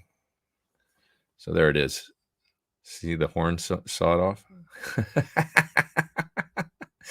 That's Eddie Van Halen. Just cut that off and then you can slide all the way up and hit the last fret. You know, isn't that awesome? It's so cool. I love that it's a Polaris white one too. Like I always pictured, I guess when I heard it was an SG, I pictured red, but no, it's, you know, Polaris white. What a great. Love this stuff. Anyways, thank you so much for that super chat. Thank you, Arthur, for the bringing that up, because that's a cool thing. Speaking of VVH, I wonder if the 7080 VH is going to be able to stay in tune. Well, funny you should mention Chip Ellis, who's a fantastic tech. He set up my Wolfgang once. He was, you know, main dude at EVH. He set up my Wolfgang, and it was unbelievable how good he set up that guitar. It was like, wow, I can't believe you can make this feel so much better than I can. You know, not that it felt bad, but he just nailed it. But anyways, yeah, so he did a whole video on how Eddie used to string, and he shows how you twist the ball in and how you do the wraps on the top and how you know, use certain grade of sandpaper in the nut and all that good stuff that Eddie did to try and keep it in tune. And he also shows how Eddie, you know, would tune it so that when he dive bombed, it was in tune. And then if he did any string bends or whatever, you would have to dive bomb again to get it to come back. And that's just how he did it, you know. So long story short, if that drives you crazy, you know, if the black and white isn't as important as like being in tune all the time to you, and you just want the simple thing, well, the Floyd Rose is going to stay in tune better, 100%. There's absolutely no question in my mind. But you know, it's pretty cool, the white and black too. So yeah. Arthur says if the hockey movie's horrible, it'll be called Coyote Gretzky. Paul says he saw John Petrucci and Mike Portnoy last night. That's awesome. Good times. I'm glad you had fun out at a live show. It's all about joy. Going to experience some live music. Let's see. Could you play the solo from Folsom Prison Blues with only one listen to it? I don't know. I part of me right now wanted to go play it and then see if I could pull it off. But if I do that, it's going to, screw up my video because I've got the monetization on, which means it plays an ad at the beginning, and then whoever owns the publishing on Folsom Prison Blues is going to get the. So I'm not going to do that. But I got to eat like anyone. Let's see. Did James use a pick? Who are we talking about here? I'm not sure. Oh, James Honeyman Scott and Pretenders. I don't know, actually. Yeah. Use the comp on your cleans when needed. I do that all the time. I always use compression on my cleans, basically to pump up my clean sounds and make them feel a little more like they're overdriven.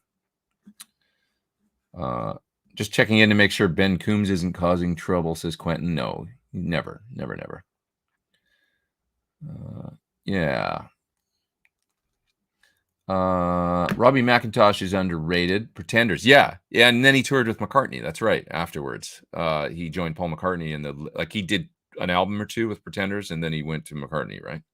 That's right. And John Mayer. Doesn't he currently play with John Mayer, or at least really recently, right? He's the fellow that played the solo on Middle of the Road, right? I think. Really great. I love that. That one lick that he does in the middle is so cool. And then those chords. It's like every little piece of the solo is really long, and it's like it never gets boring. And the fact that, in a hit song, there was a solo that was kind of that long on a song that wasn't rock song or whatever. It was the Pretenders. It was a little more like, Pretenders is like, how do you even classify them? They're like their own music, one of those bands, almost like Tom Petty, where they were just their own thing, It's like, I loved that stuff, man. Yeah, Chrissy Hynde, she's so cool. So cool. Yeah. I have your signature, sure, and it's sure. I said that. It's way better than a custom shop Fender. Thank you. I'm glad you like it. I think Fender makes nice stuff too. I mean, they do good guitars coming out of the custom shop too. But I love that you like the spec and everything that we did, and I love my Suhrs too, of course. Lots of good stuff out there these days. What else? Let's see. Robert is suggesting for a Blues Deluxe a Weber 12 F150 or Jupiter LA Alnico. So that's much more like a Fendery kind of speaker, for sure. If you want to stick in that kind of,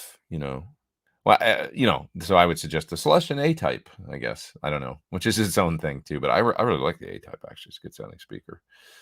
I'm just such a Celestion guy. Oh, excuse me. Okay. What's the best famous guitar you've ever played? The best famous guitar. I haven't played that many super famous guitars. The best though. I mean, it was pretty cool holding Frampton's, Phoenix Les Paul. When you play a guitar like that, you don't really put it through its paces, like get it on stage and do the whole, at least that would be, rare. So it's like, I'd say Frampton's guitar was probably the coolest one just because of the story, I mean, it's like a really cool guitar, but, the history and the fact that he's got it back and everything is just like, holy jeez, it's like, what a crazy story behind that guitar, right? It's like, how do I get to that? Because it wasn't that long ago when I put up the photo, so that's easy to find. There it is. That was there's Peter and I in Nashville. That was I mean, it was kind of fun. I've told the story before, but when he let me check out that guitar, he was opening the case, and I was like, oh, I know what this is going to be. And he's like, yeah, you know what this is? And then he opens it up, and he's like, oh, that's not the right guitar, and he was like kind of with a disappointed, but it was a 60 Les Paul Burst. So I'm like, but that's pretty cool too, dude. Laughing, So I felt that, and that guitar was really interesting because they both have quite thin necks, quite really quite thin, and that's what he likes, So that was cool too. But yeah, I'm gonna go with the Phoenix Les Paul being the Peter, it's legendary. As he says it, you know, he was playing a different guitar, 335 or something, can't remember. And then somebody lent him the Les Paul, you know, must have been, it was a Humble Pie gig, I think. And he said, my feet never left my feet left the floor for like the whole rest of the gig or something. The way he said it was so eloquent, you know, my feet never touched the ground, I think is what he said. I fucked that all up, but that's what he said, you know, that, my feet never touched the ground for the next, you know, 2 nights or something. That maybe it was Fillmore, you know, so I can't remember, but, he was talking about, you know, how it just was next level and that he'd found his guitar, you know, so we'll take his word for it, you know, over mine. Pretty special. So, okay. How's your jazz? Oh, terrible. I'm not a jazz guitar player. I can, you know, I could write a solo that sounded probably like a jazz solo, you know, if I put my head to it, but to improvise in that style and stuff, I'm not a jazz guitar player at all. Theoretically, no. I mean, no. We're just gonna go with no. Like I would be a beginner. John says, loving the Thornbucker too. Anyone looking for a PAF style humbucker, you will love it. Thank you, John. Appreciate that. Using a new camera or mic. You know, I changed a few settings. So I'm glad you are mentioning that you think it looks better. I went in, it's just a Logitech camera, but I went in and I dialed a few things differently to try and kind of brought up the light in here a little bit, which generally makes it look terrible. It's like I would have to turn down the exposure on the camera so far, and it's still down pretty low, but I brought up the brightness on the camera and have the exposure almost off, and then dialed in the contrast and things a little bit different. So I'm glad you're saying it looks better. Yeah, I had a little more time today, and I was still late starting, but like I, you know, took a minute to do a better thumbnail and everything. You know, put in a little more effort. Damn it, Pete, don't get lazy. Rumi says there with a super chat, I'm learning Panama for my band. Any tips on making the dives and pick scrapes sound natural and importantly sitting right with the beat? Find a instrumental. There's some on YouTube. They're not hard to find, but find an instrumental Panama. I think I found one back when I was, you know, I found instrumentals for most Van Halen songs that I was looking for when I was learning all those Van Halen songs a while ago. And pull up the jam track and then jam along with it and record yourself and really be critical about, you know, there's no substitute with the pick scrapes and the dives and all that stuff. It really is a matter of just playing it over and over and over again and incorporating those things into your style. And I don't think there's any substitute for time and practice. But if you're just playing along with a recording, it's not going to be the same as if you can play along with a jam track of it and record yourself, maybe, you know, in a DAW or something, and then scrutinize and be like, I'm rushing, or it doesn't sound right here. And you'll get it as a listener, you'll have a better idea of what you're hearing back, you know, because that's what I do. I'll like record myself and go, I don't have this right here, or this part doesn't sound quite right, or whatever. And then, you know, I can scrutinize and then just focus on that one thing. Because you can probably play most of the song or 80% of it or something, but there's probably little sections where you're like, that's not quite there, you know, and then you can just hone in on that one thing. You want to kind of targeted practice. You know, focus in on things that are deficient little areas, because most of it you probably got and you're like wasting time running over and over things you already know how to play. Does that make sense? It's kind of like maximizing your practice time, I guess. Yeah. There are photos of that Eddie using that SG live before he cut the horn. Are there? I've never seen those. Yeah, I'd love to see a picture of him using that guitar. That's interesting. Interesting.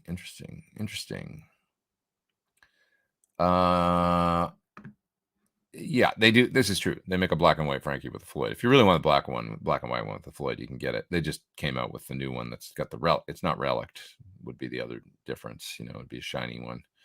The new one will have the more relict finish, and it's got the big headstock on it, which is kind of fun. So, you know, yeah, no.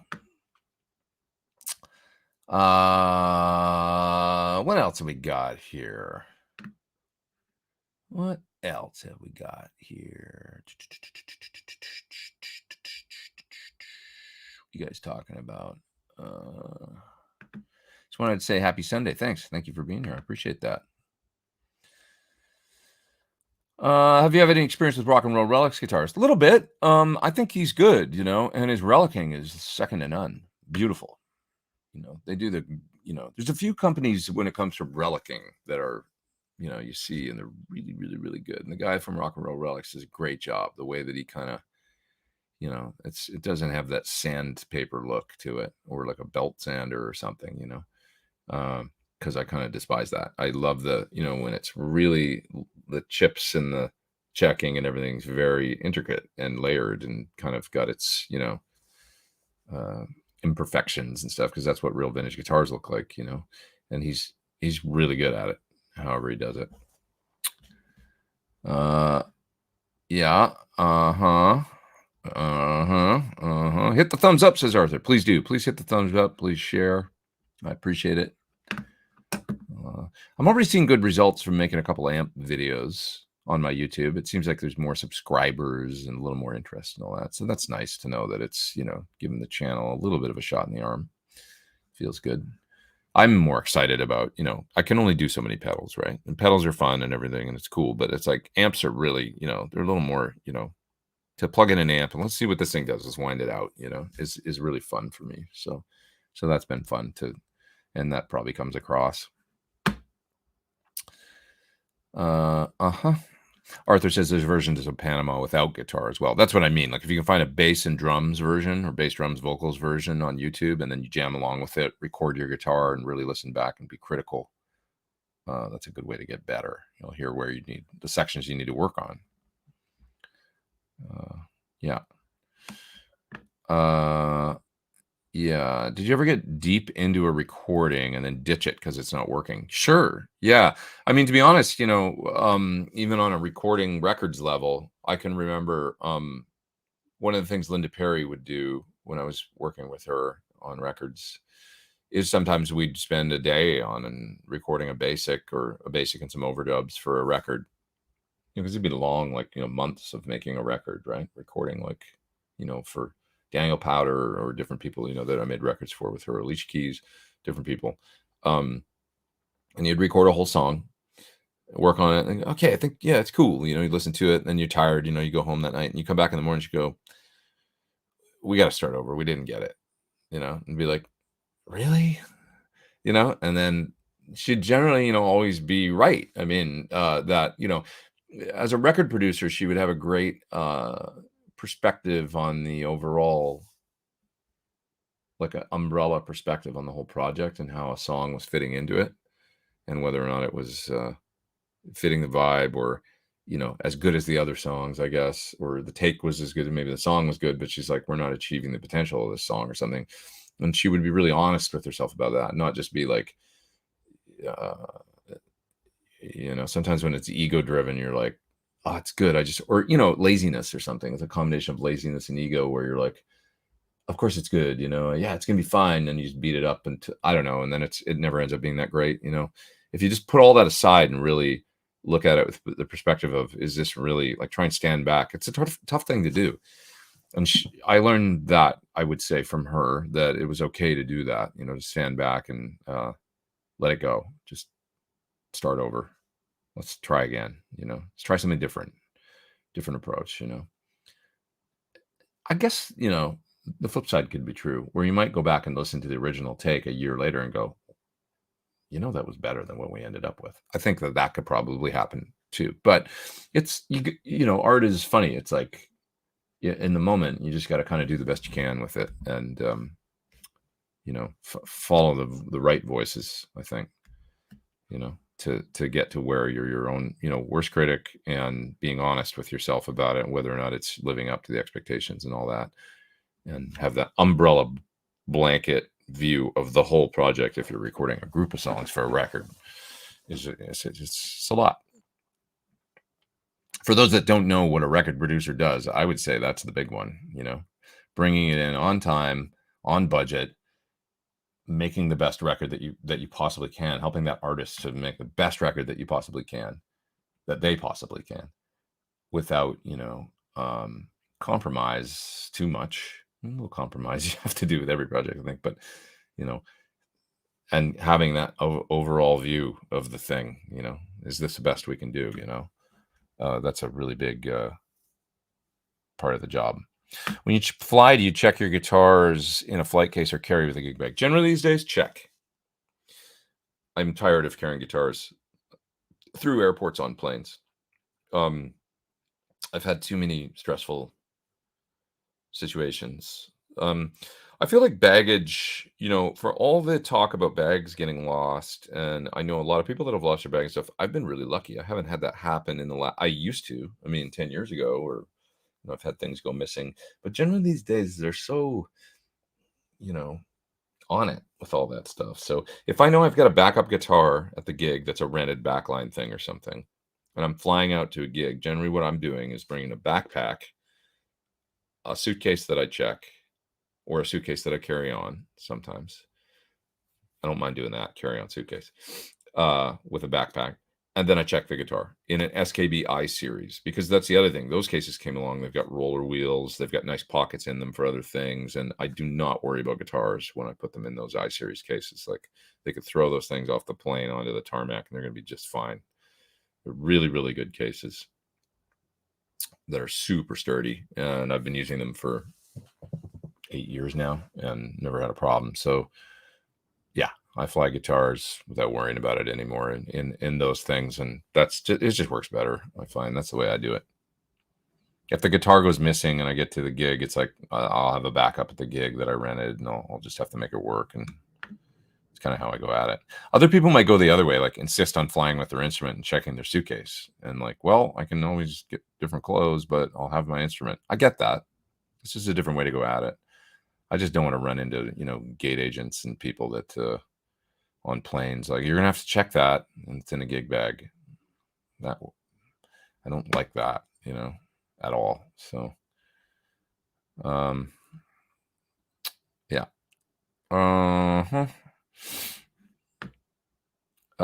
This show makes me want to buy gear and guitars, but I can't. Don't do it, Lauren. Ben says he's got Simon Hosford joining him tonight for his show. Check out Ben's show this evening. Looking to swap out the regular Thornbucker on my Suhr carved top mahogany body with a maple cap. Trying to decide between Thornbucker Plus and Thornbucker 2. What should I get for 80s hard rock? Go Thornbucker 2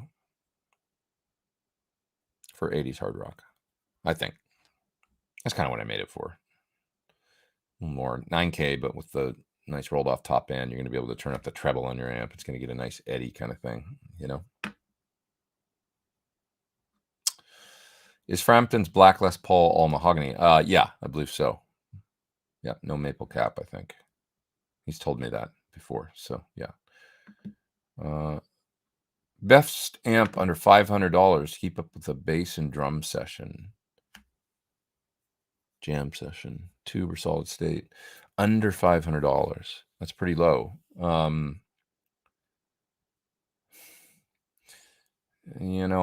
probably look for like a used PV Classic 50, maybe. Or, Fender Blues DeVille or something. What do they even cost anymore? I don't know. Let's take a look on Reverb. I always feel like the Classic 50 has a special place in my mind and in my heart because, Stuart from the Eagles uses one. That's his amp for forever. And he doesn't even think, he just uses pedals into it. And I just feel like it's the working man's combo amp that, yeah, here's 4 from $525. So there you go. You might be able to negotiate it down to 500. But yeah, I see them on Reverb for going for 525, and that's the amp. If he can play with the Eagles with one of those, should be good enough for us to do, And it's 50 watts and 410, so I don't think you're going to find a bassman for that cheap. I don't think so. Maybe an LTD or whatever bassman. Maybe see what those go for. I really doubt it, though. Yeah, I'm seeing a lot of 60s Bassmans and stuff. I should have put 410 in on the, but yeah, they're nowhere near as cheap as the PV Classic 50, you know, which is kind of funny because brand new, they used to be able at the same price, I think, you know, kind of funny. But anyways, what else we got here? What else have we got here? Anyone else use York Audio IRs? I've used them. I've made videos for him. I like what he does. He does good work. Yeah. There's a couple super chats here. One it looks like from maybe Peter there and stuff. I'm gonna get to that in just a sec. Andrew Paul says, "Notice you've demoed a lot of amps. Are you not doing your Suhr Sig?" No, that is not the case. I'm still doing my Suhr signature lines. The story with me doing amps is that I didn't do it for years, and like 10 years. Ever since I've had a relationship with Suhr, I was like, okay, I'm not going to do amps.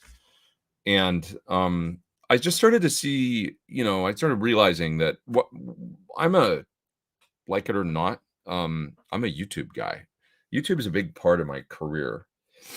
And, you know, I tour and I do other stuff too, but this has become probably more than half on any given year of what I do. And we have this new paradigm or whatever where, you know, guitar magazines and things went, reviews and things went kind of by the wayside. They're still there, but not really even, you know, as relevant as they once were, right, when I was growing up. And now people look to guys like us to do that, and it's a big part of my career. I'm unabashedly, I guess, kind of a marketing guy. I don't know. It's like what I've become, you know. I know how to plug in guitar amps and pedals and stuff and play music and write songs and play music and stuff. So that's my skill set, like it or not. That not, you know, there's a lot of great guitar players out there that are, you know, better guitar players than me, better musicians than me, touring guys. I tour too and still do that. There's very few of those guys that do what I do here.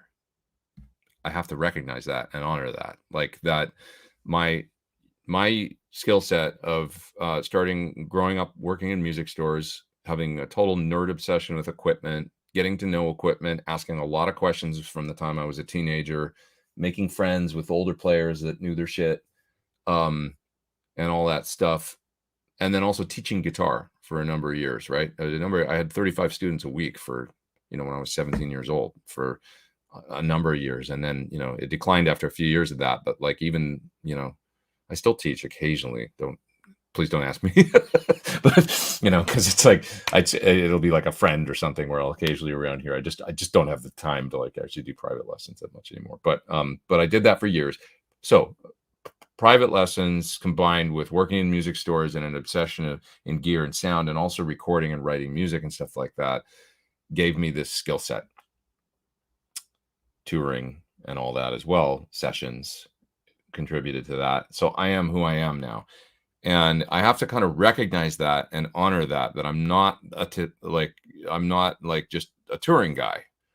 It's much easier as a touring guy to be like, I'm only going to use this, like Stuart Smith. He doesn't even endorse it, but he plays a PV Classic 50. That's what he uses live. He doesn't care about gear. He doesn't care about gear. He's a great example, actually, of a guitar player that like doesn't care about pedals, could care less. I mean, the way he said it to me, he goes like, I don't have time for that. Like he's over 60 or whatever. He's like, I'm getting old. Like I don't have time to worry about gear, but he loves music and playing guitar, right? Last thing that guy's ever going to do is get on a YouTube video and talk about guitar though, right? And amps and stuff. So that's something I do. So I have to recognize that closing myself off from doing this, something that I'm good at doing, just because of the traditional sort of paradigm of like the endorser relationship or something, it doesn't really exist anymore, I don't think. I'm not going to go and like play a bunch of different, you know, guitars that are like my signature guitar and do reviews of that and stuff. But amps, I love. And I see guys like Rabia and I see guys like Ola. And I see the different YouTube guys, you know, that have made no bones about going and doing amps and things like that, but yet they have their own signature products that they design with companies. It's a different time, and it's a paradigm shift. It's a different time. What we do, I'm in the same camp as Ola, as Rabia.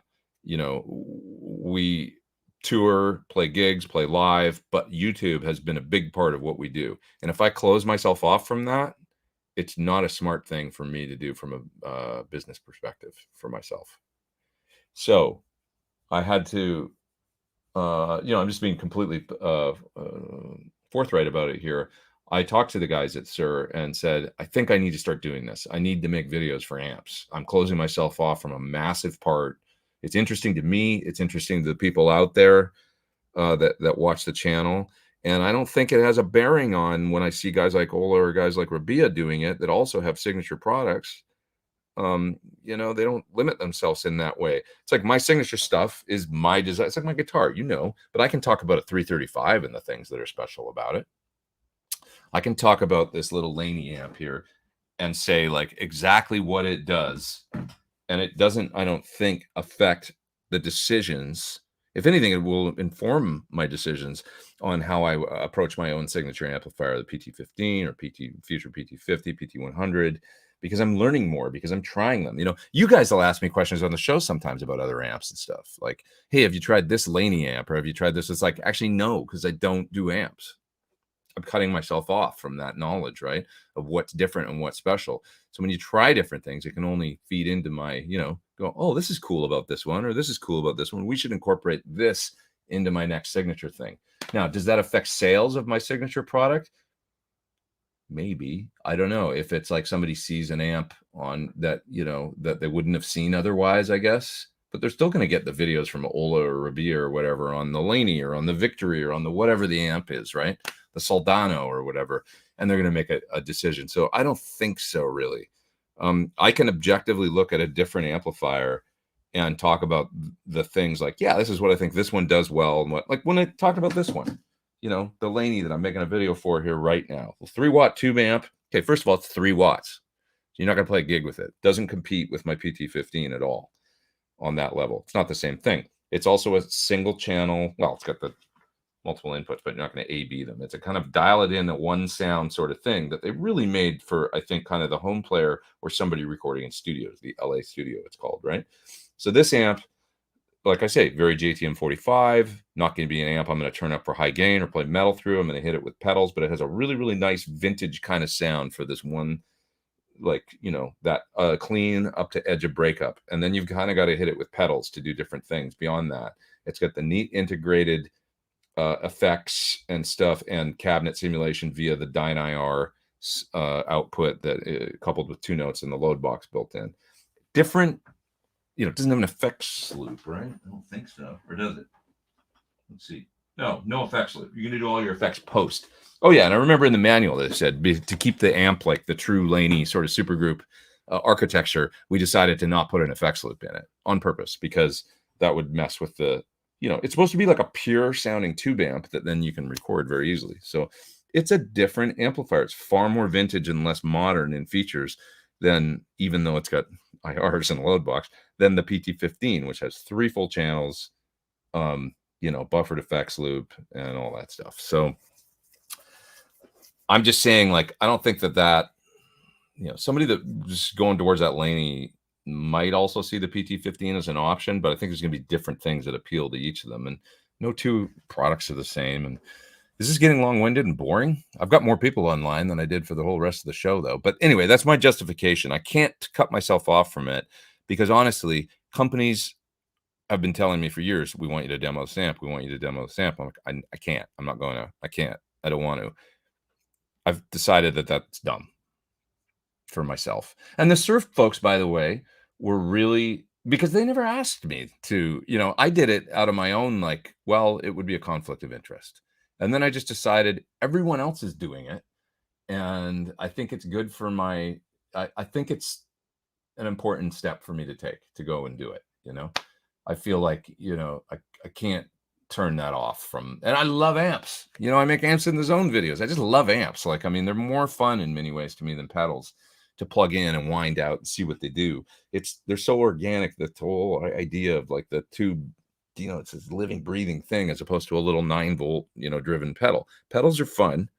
Amps are like the heart and soul of tone in many ways to me. So it's just more fun and interesting if I can, obviously I get excited about it and talking about it, it's just fun. So anyways, I hope that all makes sense. And that's why I do it, and why I am doing it. And no, I still plan on, unless they're like, hey, we don't want to do signature amp with you anymore. That's not the vibe I got from them at all. They were very supportive. They were like, we understand it's a different world. You're a different kind of guitar player. You know, you exhibit in it. You know, your skill set is different, and it's not the 90s anymore, or the 2000s even. You know, it's like with YouTube and where you exist. Yeah, I mean, like I say, I have to look at it like I'm a you know, what I'm doing here right now and stuff, and the videos that I make and stuff. I'm a YouTube guy, you know. It's like I do more, but this is actually the most that I do these days, you know. I've got a tour coming up, you know, January, February, yes, but I spend most of my time at home, you know, as I gotta hate to. I'm not even gonna say it. I'm not gonna use the term that people use to talk about guys that make gear videos on the internet, but it's a big part of what I do, you know. And it'll open it up for other things, like other you know, other types of videos that aren't just, you know, product reviewy stuff, you know. So anyways, okay, thank you, Black Sword Pirates, for the super chat there. I appreciate that. And what else we got here? I trust my ears and a Pete Thorn demo a lot more in a magazine review where there's an ad for the thing. Well, yeah, you know, hey, I make no bones. You got to pay me to make a video, you know, for a product. I can't work for free. They take me like 2-3 days to make an amp video.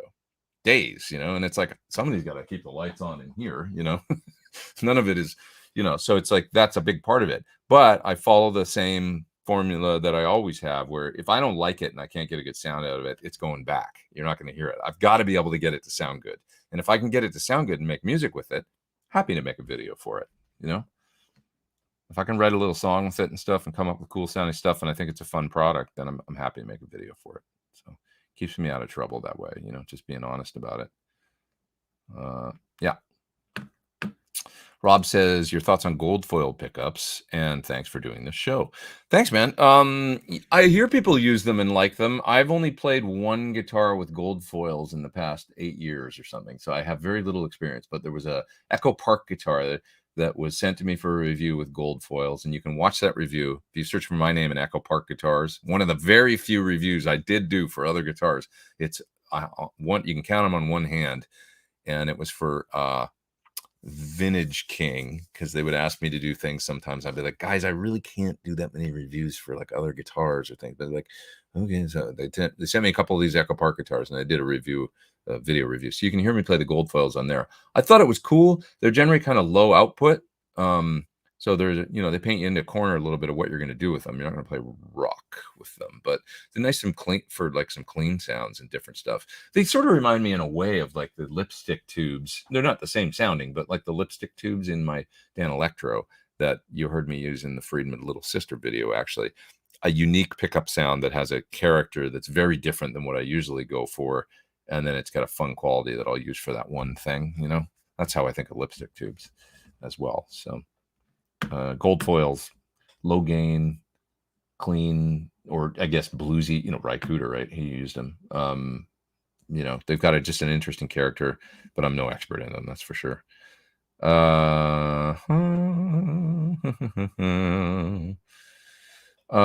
Finally splashed out on a Suhr Riot mid-size to add to the Dirtboard. Loved the Riot Mini paired with a Tube Screamer. Very fat, I can imagine.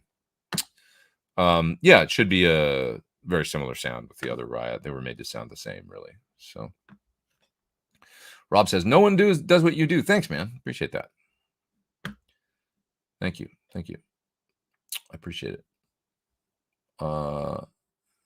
As someone who's not originally from LA, but makes a living as an entertainer, what are some of the biggest misconceptions about LA? The biggest one is like when people come here and they kind of think they have a handle on it after a week, but they didn't really get anywhere other than the place that they stayed, or like maybe a couple spots, you know. LA is such a patchwork of different communities. I think I brought this up before, but it's really like a whole bunch of cities put together. So, you know, in the greater LA area, you know, that's to say LA County, you've got everything from Glendale to Pasadena to Santa Monica to Beverly Hills to, you know, Boyle Heights to, you know, Long Beach to, you know, I'm talking about how they all connect and the city never really stops, but you're actually in different cities, you know, with different, you know, governments and city halls and different police forces and everything that can happen in those different cities. The most sort of dramatic sort of in action that you'll feel it is the border of Santa Monica with Venice. So if you go to Venice Beach, if you hang out in Santa Monica, and you can even walk down the beach and see it, where like you know, you go down the beach and the boardwalk or whatever, and there's a walk that goes all the way down the sand, and you go south, and then as soon as you hit Rose Avenue, that's the dividing line between LA and Santa Monica, and then you get into Venice, and it's like super funky all of a sudden and really fun, but it's way more urban. You know, north of there, Santa Monica is like, oh, it's kind of a nice beach town, you know, and it's got its areas that aren't, you know, but you can feel the difference in the trash collection, in the police force response time, or in the, you know, like the different stuff about the different cities. Like LA is a little more chaotic than other parts of, you know, Pasadena, certainly Burbank feels like the 50s, you know. Burbank feels like the 50s, like it's like a 50s town, but it's right there, right nestled up against, you know, Atwater and parts that are LA proper, right? Pasadena's got its own total, like it's very clean, you know, it's its own kind of like old school feel. And then there's parts of LA that are, it's a little more like, you know, but there's parts of LA there's really beautiful. It's just like, it really depends, you know. It can be really rough too. Like, and if you find yourself in a rough area, you don't want to be there, you know. It can be like, oh, this is actually scary around here, or, you know, just really run down or really screwed up, like in a certain part. And then you can go not but 2 miles over and it'll be like, well, this is a cool neighborhood, like really great. So it's a little confusing. And I remember thinking about that when I first moved to LA, that it was that way. Like, and it was maybe more extreme back then in the, like when I first moved, it felt like you could go 2 blocks over and it would be like really sketchy. And then like 2 blocks over, it was like, well, this is really nice. Like, well, I can't get a handle on this city, you know? So it's a lot, but I love it. The city, she loves me, lonely as I am. Together we cry. Sorry. What do I think of tuning to non-concert pitch? Why though? I like the simplicity of concert pitch and knowing everybody's got a tuner that keeps everybody dialed, you know. Let's see.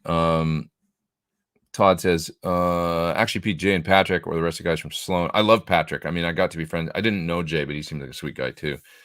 Great guests. Bet they would love to come on the show and talk with you. I could hit up Patrick and see if he'd ever want to do it. You know, I still have his info, I think. He's a really cool dude. I toured with Sloan for a month with Blinker the Star a long time ago. On the August Everywhere tour, we did a month with Sloan, and that's where I became a fan and was like, what is this band? This band's amazing. So cool. Yeah, so there was that last question. Sorry, I already did that. Let's see. Totally agree. For a long time, do the amps, do all the amps. I will. Yeah, I'm just going to do the amps. Tom says, I can't imagine Suhr can care that much. You're an awesome spokesman for their product. Thank you. Yeah, and like I say, anything that I learn will just incorporate into stuff that is my signature, you know, that'll be like, hey, this is what I want exactly. Because not every other amp that comes in here isn't going to be exactly what I want. It's going to be like whatever the designer still might think is really cool. But, you know, if people want my particular thing that's distilled down into a product that is something that's like, hey, Pete kind of thinks like me or whatever, that's the people that are going to be interested in my signature stuff, you know. I'm always trying to make stuff that is just problem solving working man stuff, you know, things that make sense for players out there that are doing clubs or sessions or whatever. Portability, great tone, features, all the stuff to make your life easier. That's what I try and do, you know. So yeah, have you tried any of the full tone OCD pedals? I have 2 or 3 of the different versions, and I did listen to them all. I think I arrived at I don't remember which one I liked, but I was like, which one is the best version? And I think it was like version 3 or something, but that I could be wrong. It could have been version 2. I actually went and listened, but yeah, I used the I burped. I used the OCD. I used the OCD pedal for a little while on my pedal board. What mics do you use to mic your amps for live and recording? You know, generally live, it's a 57. I've gotten into using different mics sometimes, but I find a lot of engineers just like 57s, and it's like they're just everywhere and they're convenient, and they do cut through a mix and work really well and all that, you know. But over the years, my favorites, I always said, and I have one on my recording rig now. You're asking about recording as well, is a Audio Technica 4050. It's a large diaphragm condenser mic that just has a great big full, very true sound.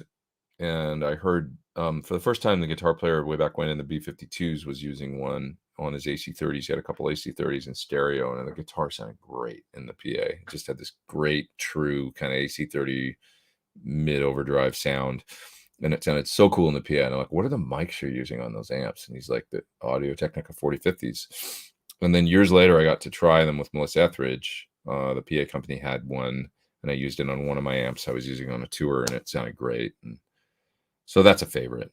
Just really, really good sounding. And I do the same thing here. I run a 57 and a 4050 in the other room. For years, I used a ribbon of some sort. Either I've got a 160 here that I like a lot, a Bear 160.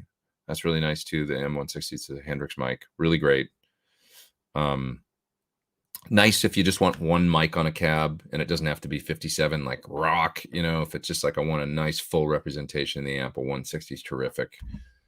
Does a nice thing to the, you know, it's very pleasing sounding. I also used what's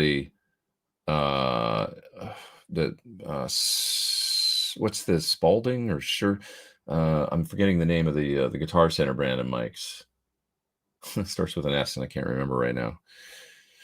Oh, as I age, the ribbon mic they make. It starts with an S, and I can't remember the name of the mics right now. But anyways, I have one here, and it's really great for a ribbon. That's a kind of it's got a preamp in it, so it's like sort of their budget version of a Royer 122, which is a great sounding ribbon microphone. That has more extended top end than the 121, and just seems a little fuller and quicker overall in its response. So the 170, I think it's called, or something, from what the hell is their name? It's a Guitar Center, starts with S. Their microphones, their brand. They make a knockoff, I think, kind of a 122. I don't know if it's exactly like a 122, but it is an active ribbon and it's very tall, just like it looks similar to theirs. So similar. That worked well for a long time.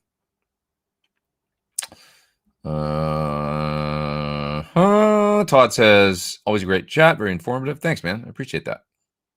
Thanks you guys for all the super chats and stuff. I'm going to split here in about 4 minutes. I've gone 2:12. Wow, we're going on. This is a long one. I gotta go eat and come back and do some work. But yeah.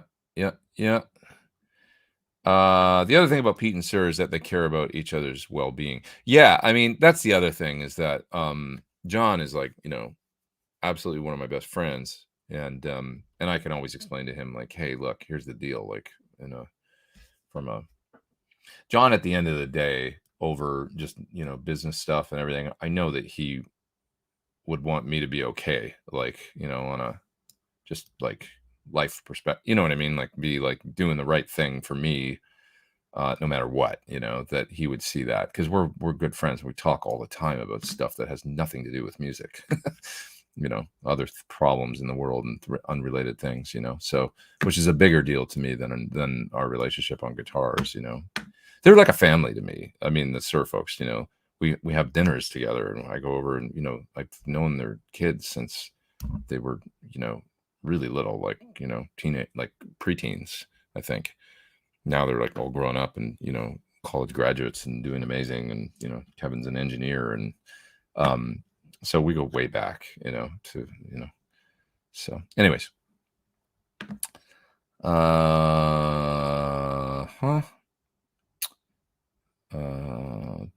Let's see. Vincent says you just picked up a Victory RK51 channel, Richie Kotzen's model. It's absolutely wonderful. I've heard good things too. Dave Friedman said great things about it. He said it sounded really good cranked up, and he's a picky guy, and he liked it. So you ever try the Seymour Duncan convertible from the 90s? Yes, my buddy Al used to use those, and he had an amazing guitar sound with the particular combination of modules he used. He could play the Who and Zeppelin and, you know, high gain rock like with ease with those Duncan convertibles. Now I know they were a bit of a nightmare reliability wise, and not a lot of people adopted them. You know, it was like for those that don't know this amp, it had little modules you'd plug in the front end where you could kind of change the preamp circuit of the amp essentially. You know, they had a tube in them, and they were like, it's almost like now like the Synergy stuff almost, where you're plugging in. It would just be like, it wouldn't change the whole preamp. It would change, you know, the first stage or the second stage. You can plug in these different ones that would have different character. Kind of a neat idea, you know, but anyways, Sterling, that's the name of the mic brand. Thank you. So yeah, Sterling 170, I think, is the ribbon mic that I liked, and I think they're $200 or something. It's a really good mic for the money.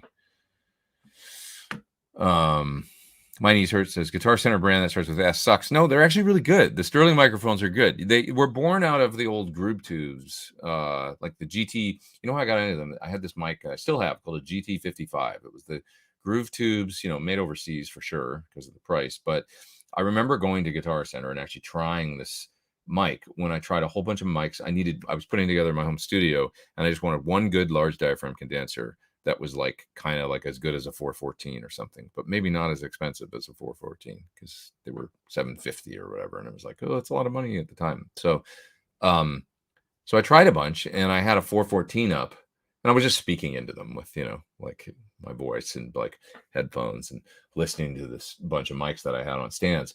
And the Guitar Center, well, it wasn't Guitar Center brand, it was Groove Tubes at the time, but the GT55 was a solid state, you know, FET large diaphragm mic that sounded to me like maybe I even liked it more than the 414. Sounded pretty good, you know. So I ended up buying it. It was like maybe $199 or something at the time. And then like whatever happened with Groove Tubes, when they got sold and stuff, I remember the Guitar Center kind of took over the mics, and they kind of redesigned them. They called them their own thing, you know, and that might have been when the Sterling name came in.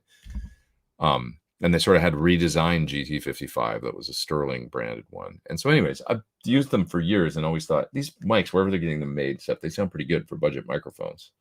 You know, as good as for sure as the Rhodes and everything else that was out of the day, right? Stuff that wasn't too much. So that's where, and then they asked me to make videos for a few. So I have a large diaphragm that I think is a similar, it's a switchable polar pattern one, but it's this FET large diaphragm Sterling here. It's quite nice. And I also have the ribbon, and it was quite nice. And I also had a stereo pair of overheads for a little while. I think those are still here, or maybe not. I think I lent them. I can't remember. But anyways, I did make a video for them. They sounded good on acoustic guitar and stuff. Did you ever use one of those dual monoblock Marshall 9100 50 watt channel, the 92 at 100? No, but I remember them. They were huge. I had a Boogie 295 same time that those were out, so similar, you know, big, loud. Besides demoing amps, are you considering cabs and speakers as well to round out the gear coverage? I'd be happy to do that, actually. I am sort of interested in trying the Fane speakers. So if there's a way to do that, I would be happy to make a video for those, because I don't have any kind of exclusive speaker thing. I'm just a Celestian guy out of the, you know, sort of out of default, and the great rock speakers. But I know these new Fanes are kind of interesting. F60 or something, these different models they make. So yeah, I'd be totally down. I feel like that's less of a kind of issue than amps ever were. Ebarge says, I have a ST55. Yeah, that's the Sterling version. It was basically a GT55 when they rebranded stuff. So yeah. Sterling ST170, that's the microphone, the ribbon. Quite like it. If you want a ribbon that is, you know, not $1,200, that can kind of, I think, do a similar thing to what the 122 does, which is my favorite flagship kind of Royer ribbon mic, go for it. Do you use music theory for playing guitar or ear? Mostly ear, but I know some theory. I have light theoretical knowledge that has got me through. I think I'm going to watch Coyote Ugly tonight. Don't do it, dude. Just fast forward to the last 5 minutes and you'll see my silly looking ass in there. Yeah.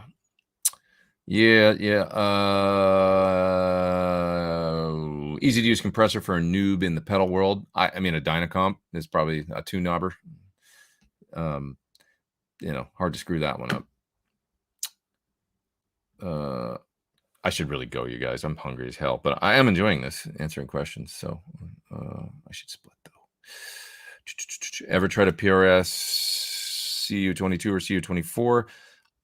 I had a PRS that was a 24 fret, alder body, maple top, maple neck, rosewood board with the typical PRS humbuckers and tremolo. Is that a CU24? I'm not sure. I have respect for PRS and what they did. You know, it's not my thing, but I do play them sometimes and go, this is quite a nice guitar. You know, Robin Ford just got a signature model with them.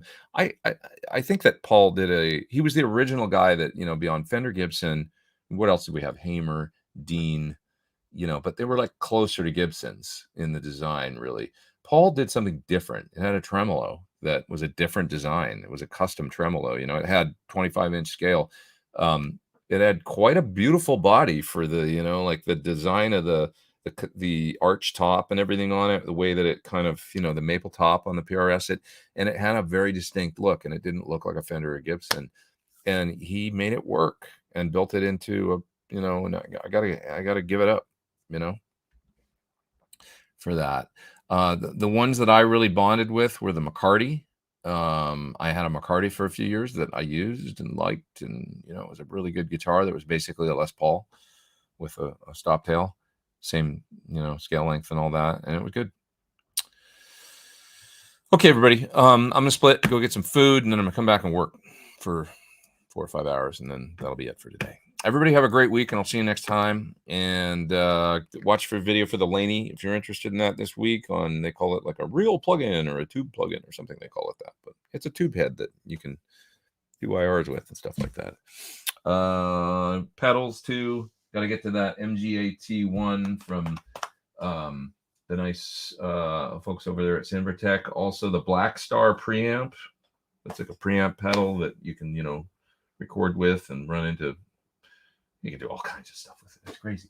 Some orange pedals when I can do them, and oh man, I got all kinds of stuff. Some Victory pedals, all kinds of stuff.